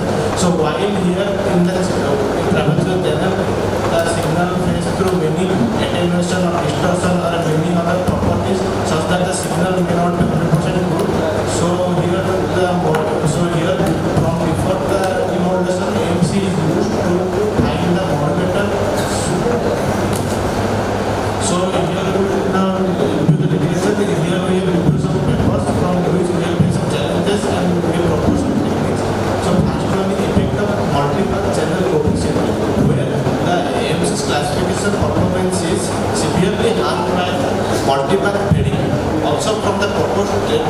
we will review that to reduce the effect of multipath threading, multipath threading. We can reduce the channel coefficient and detect correlated signals, and also algorithms can be rebuilt. And here in the second reference, adjacent channel interference, that is ACI, another problem which affects the accuracy. To eliminate this, we have the classification purpose, a constellation data diagram based on large amount of data. Then the third reference, for same distribution of data aggregation, deep learning model can be used to improve the accuracy of the data, and high complexity of data can be used to train the model. Then in the training process, it is critical to construct the deep neural network classifiers. So by using the deep learning, we can construct the DNA classifiers. Then overfitting and vanishing latent problem for different order of networks such as lower and higher network depth levels, we have different training effects. So so by using deep learning, it can be cost effective computational network for cognitive radio services. Now the problem statement here, when the unknown intercepted signal is detected by the signal detection, then it goes two ways. So first one here, the picture of the unknown signal is extracted, that is the pitch or any other important features, and then the classifier classifies the modulation, then which is the modulator. Then another way the signal directly passes through, and we have used the AWG, that is additive white Gauss noise, to study the signal distortion. So then we get the equation 1, and the x of t is transmitted, is the transmitted signal, and z of t is the additive white Gauss noise that we have used, and thus we have got this equation. So the traditional methodology that is used are both, there are two traditional methodologies. The first one is likelihood based methods, and then second one is feature based methods. So likelihood based methods is the first type of decision theoretic technique which observes the probability density function, and it's classified by two phases. For every modulation hypothesis, the likelihood is determined by the observed signal samples and the predetermined signal samples. Then a statistical method is used for comparing both the results, like likelihood test and threshold for each modulation, and we also use different other tests such as average likelihood ratio test and hybrid likelihood ratio test, and general likelihood ratio test, and the maximum likelihood we have used in this proposal. So in likelihood based test, many AIMS method use probabilistic frameworks, where feature based approaches use typically machine learning frameworks. So this is feature based approach. In feature based approach, in deep learning involves manually extracting the key features from data such as the edges, shapes, and textures from different types of formats of data before feeding them into the machine learning model. In contrast with end-to-end deep learning, where the features are actually learned by the model. This model is often used in the domain expertise, which can guide feature selection, improving model or performance. So next is feature-based approaches. There are two feature-based approaches. First one is feature extraction method and machine learning techniques. So first, feature extraction method, it is used in the most traditional machine learning method for classification due to less complexity of its use. Then despite that, this method can fit into many types of architectures. Feature-based techniques have the following important shortcomings, that is handcrafted characteristics can be poorly discriminated ability. Then the classification algorithm possesses a limited ability to learn. Then the feature extraction approaches, two types of feature extraction approaches. First is based on the spectral component, that is the frequency phase or amplitude of the data. Then the feature extraction based on statistical method, which is low signal to noise settings, which are resistant to the carrier and frequency observations. Then here the feature extraction approaches based on the deep learning. Here we have used a multiple classifier combination method, which is with k-fold precision technology. Here we have taken the value of k equal to 4 such that the test model takes, the data set is divided into 4 equal parts, and one part of it is took by the test, and then the 3 rest parts is taken by the brain. So for training data set and remaining is testing data sets. So here the 4 different types of 4 different values have come, is dividing the 4 types of, is dividing the total data into 4 parts, and then taking the trained data from 4 different areas. So next I would like to invite my friend Devarota Saru for the explain the advanced IMC approach using deep learning. Good afternoon to one and all. I am Devarota Saru from KIT, and I am studying in BTech Computer Science 6th sem. Today we will see advanced automatic modulation classification approach using deep learning. Deep learning will enhance wireless communication by improving signal classification, detection, and spectrum sharing. This work highlights the latest real strategies on wireless signal recognition and classification, incorporating technologies like multiple input and multiple output memo, non-orthogonal multiple access NOMO, signal modulation detection, and resource allocation. The key techniques used in deep learning that are 4 types, that are deep neural networks DNN, multi-layer perception MLP, recursive neural networks RNN, and last one is representative models. Basically, representative models are 4 types that are deep belief network DBN, convolutional neural network CNN, recurrent neural network RNN, and hybrid model. Real techniques such as CNN, RNN, and long short-term memory LSTM networks are applied for performance improvement in modulation classification, outperforming traditional methods. They feature extraction and learning capabilities, enable higher classification accuracy, particularly for large dataset, including IoT applications. Then we will see deep belief network, that is DBN. This model is used to achieve the spread between observation and data. Basically, this model is used to for automatic modulation recognition and image recognition. It is made up of numerous layers of restricted Boltzmann machine RDBS. DBN is made up of 3 stock RDF units.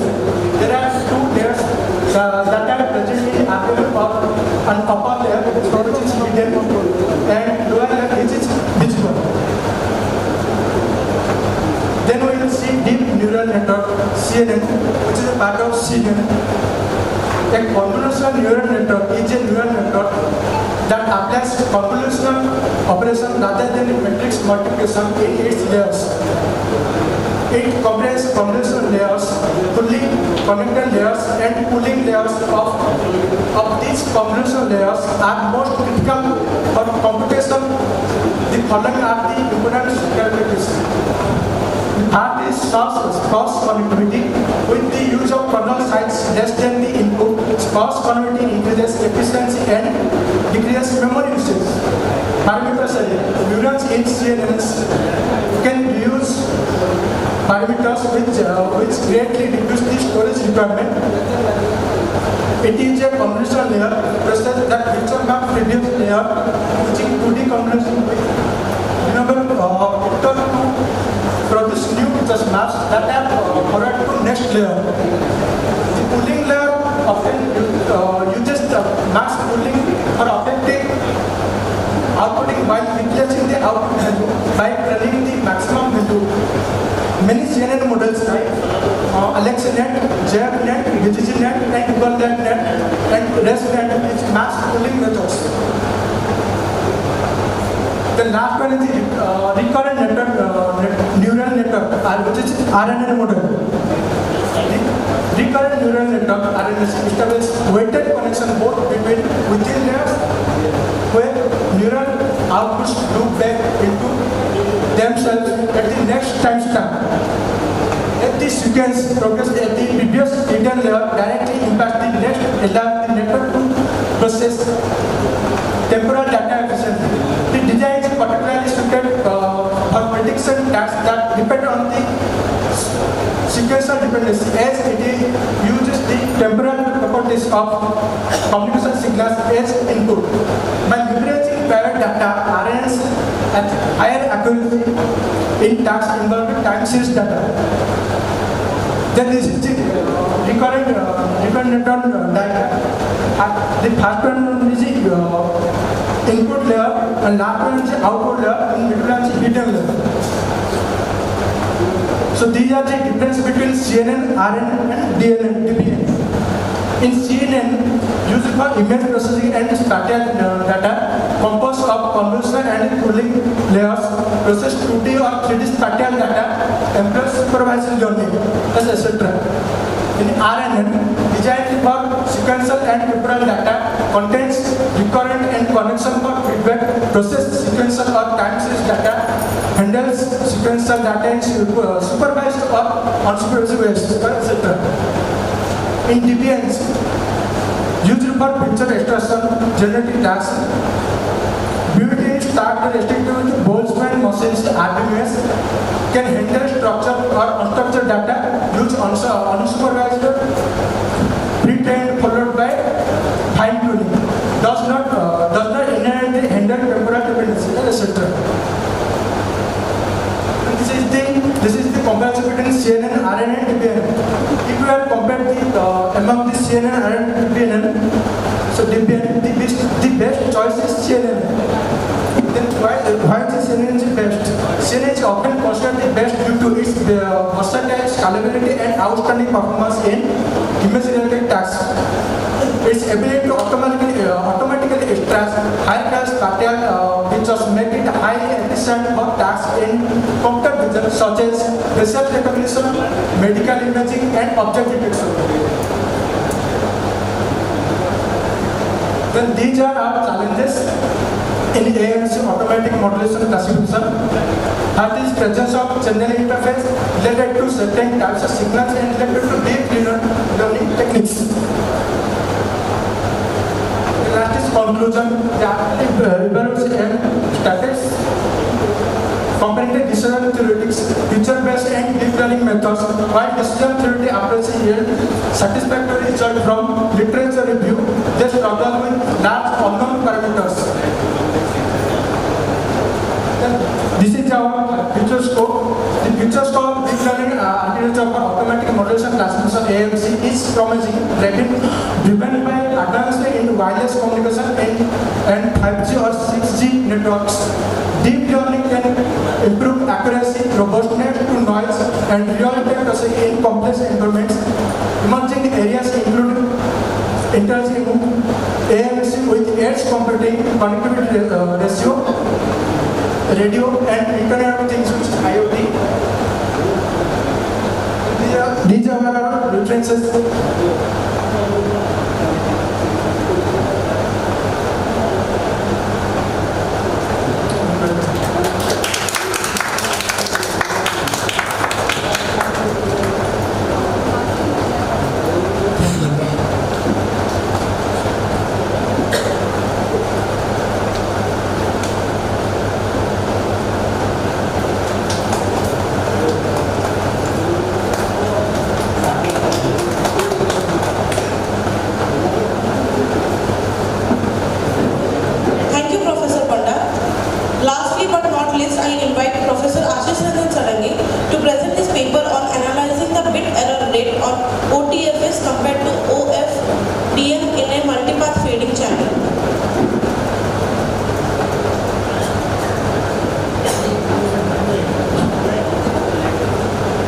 Good evening all. I am Assistant Ncact from IIT Kharagpur. Now I will present my work analyzing the bit error rate of OTFS channel compared with OFDM in multipath heading channel. These are some of the contents that I will cover in due course of my presentation. Mainly wireless communication, especially mobile communication, have jumped leaps and bounds in due course of time, like 2G,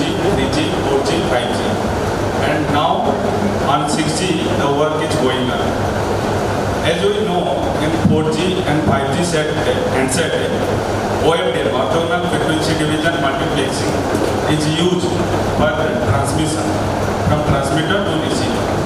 But this OFDM, orthogonal frequency division multiplexing, is not suitable for high-speed vehicular communication. Because in 6G, people are targeting for high-speed vehicular communication. For that, new technology should be there because OFDM is not supported for that. So people have worked on OTFS, that is orthogonal time frequency space modulation scheme. This is the block diagram of OTFS, orthogonal time frequency space modulation scheme. So here, first transmitter section is there, then intermediate channel will be there, and then the receiver will be there. So in transmitter side, multiple blocks are there. That is source, then symbol mapper, ISFFT, inverse symplectic, first Fourier transform, Heisenberg transform, then channel, then reverse operation from the transmitter happens at the receiver end. That is Wagner transform, SFFT, then symbol D mapper and sync. That I will cover. All each block's equations are there. By using that, I will plot the BER for both OFDM and OTFS. I will compare with them. These are some of the existing literatures on OTFS. In equation, in paper number 4, people have checked why OFDM fails with high-speed vehicular communication. Similarly, for OTFS, at first they proposed in paper number 5, 6, 7, 8 with different scenarios. Main motivation for this work that I already told, for high-speed vehicular communication, OFDM is not well suited. So for that, people are targeting for OTFS, which is supporting for high-speed vehicular communication because it's the channel, the matrix, whatever the symbol matrix they consider, that is, they are considering in delayed Doppler domain.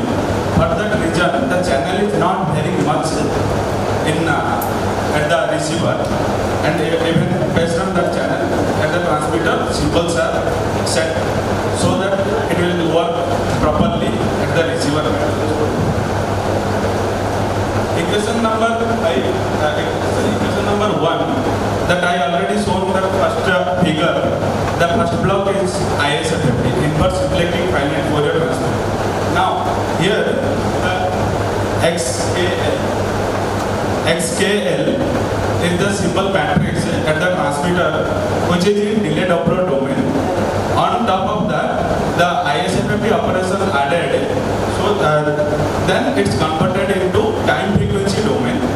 Then next equation number 2, it shows the time domain equation, where the output of equation 1 is used at the equation number 2, so that that time frequency domain symbol matrix will convert it into time domain, because the channel is always in time domain. So for that we have to get the time domain signal.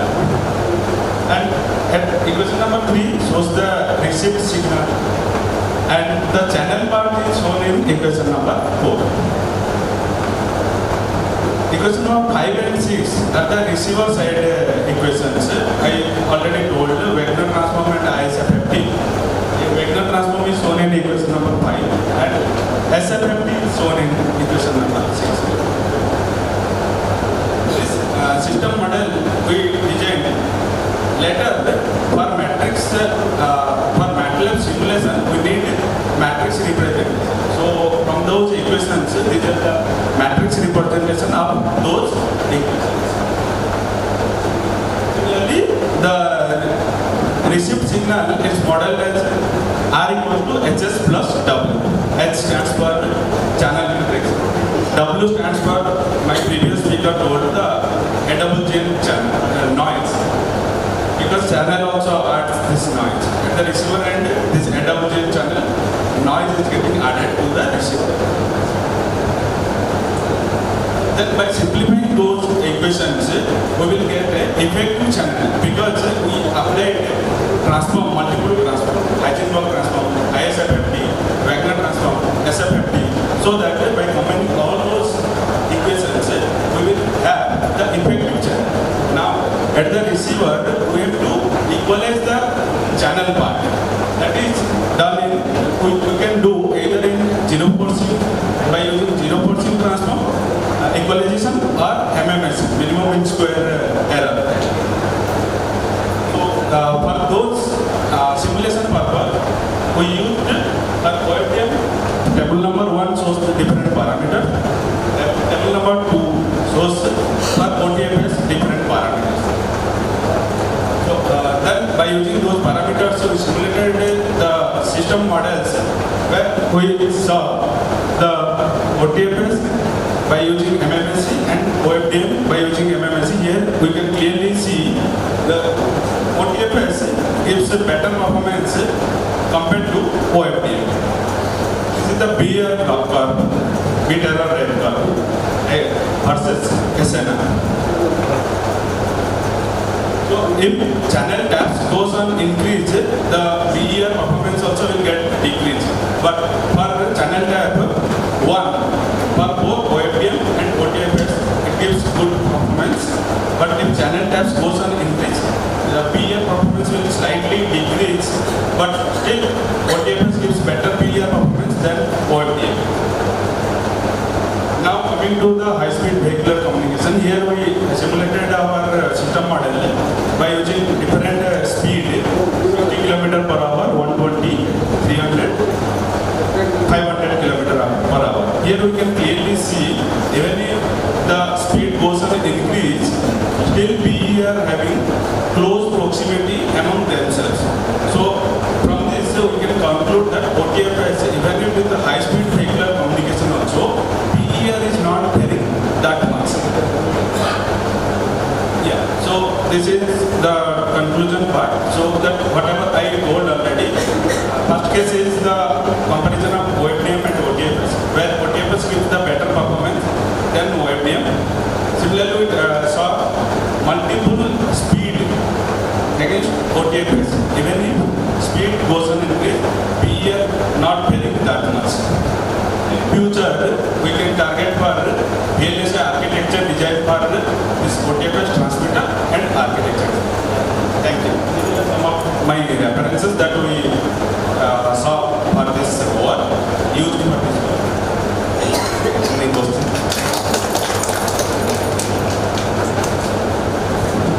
Yes, sir. Can I know that what is the reason behind that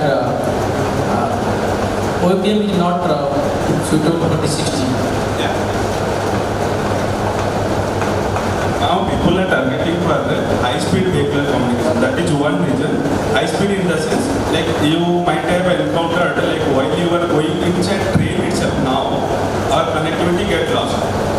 Because within fraction of time, channel estimation, equalization, all these processes are not able to happen within that fraction of time. That's why even if we are going 100 km per hour now in current scenario through train, still our connectivity gets lost. Because this channel estimation, equalization, then received signal, symbol demapper, everything, within the fraction of time, it's unable to happen.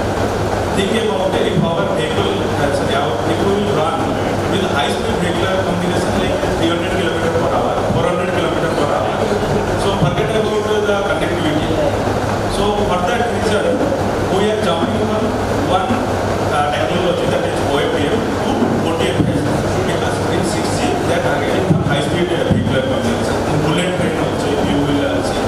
So there the channel information will not be lost, so that they are targeting for the next generation, next technology, that is OTFS. That's why they are targeting.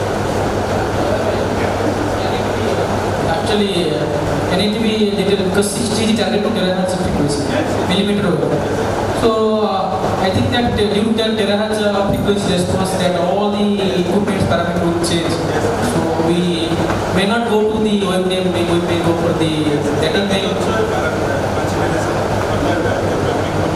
Okay, that's what I'm saying.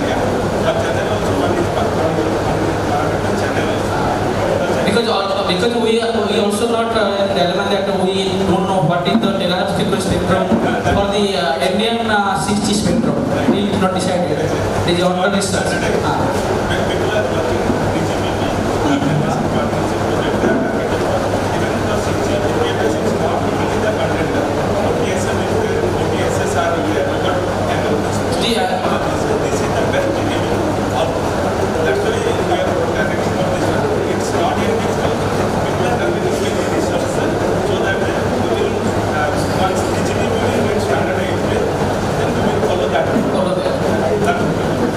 The frequency spectrum, we have the resources in frequency spectrum. Already the which device is not responding. That is the best. Thank you.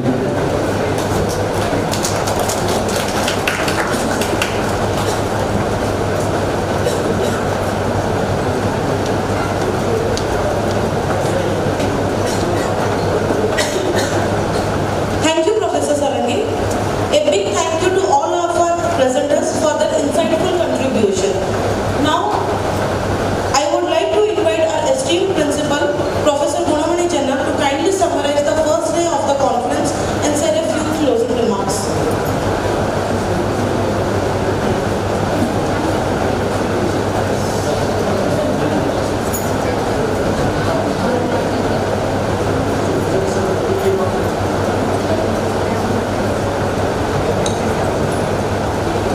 Very good afternoon to you all. In the second session of this first day, the delegates from different institute of national importance, they delivered talk. In addition to that, our keynote speaker, Dr. Siddharth Panda, who delivered the first keynote address in the first session, and it was related to some optimization, which was not only informative, it was also research oriented. Second thing, in that second session by Dr. Srinivas Sethi, where he covered the BCI, brain computer interface, there is a lot of possibilities of research work can be accommodated there. Very few work is done there. So it is open to the young researchers, it is open to the delegates, they can work in that area. And in this presentation, of course, I was unable to be here the full time. Whatever the feedback I got from the sessions there, Principal Sir, Dr. Sanat Kumar, and also the team, that there are 8 number of papers, 7 number of papers are presented here, and out of that, what is the observation? The paper presented by Dr. Deepak Kumar Barik was excellent, followed by the paper presented by Mr. Sarangi from IIT KGP, I think is a research scholar, is also very great. In addition to these two papers, other two papers is highly commendable, that by Dr. Raghunath from CS department and from mechanical department by Professor Padi. So all these 4 papers are highly appreciable. I am thankful to you, and also the interaction from this audience. Of course, it was not to that much, but still lot of interaction are there. So I think so.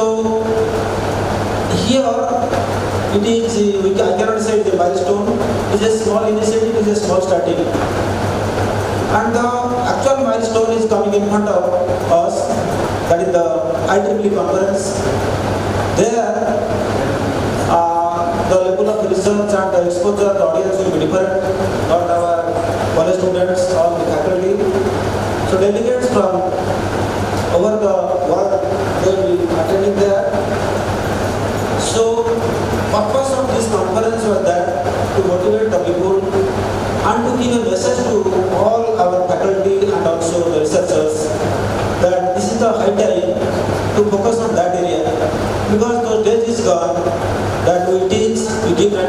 result, 100% result, I have 20 years experience, I have 25 years experience. It is not counted, dear professors. When we go to any institute of national importance like NIT, IITs, they list further how many years experience are we having. You will be treated as a fresher there. If you are qualified, all things. They don't count, I worked in NIT for 20 years, I worked in English for 30 years.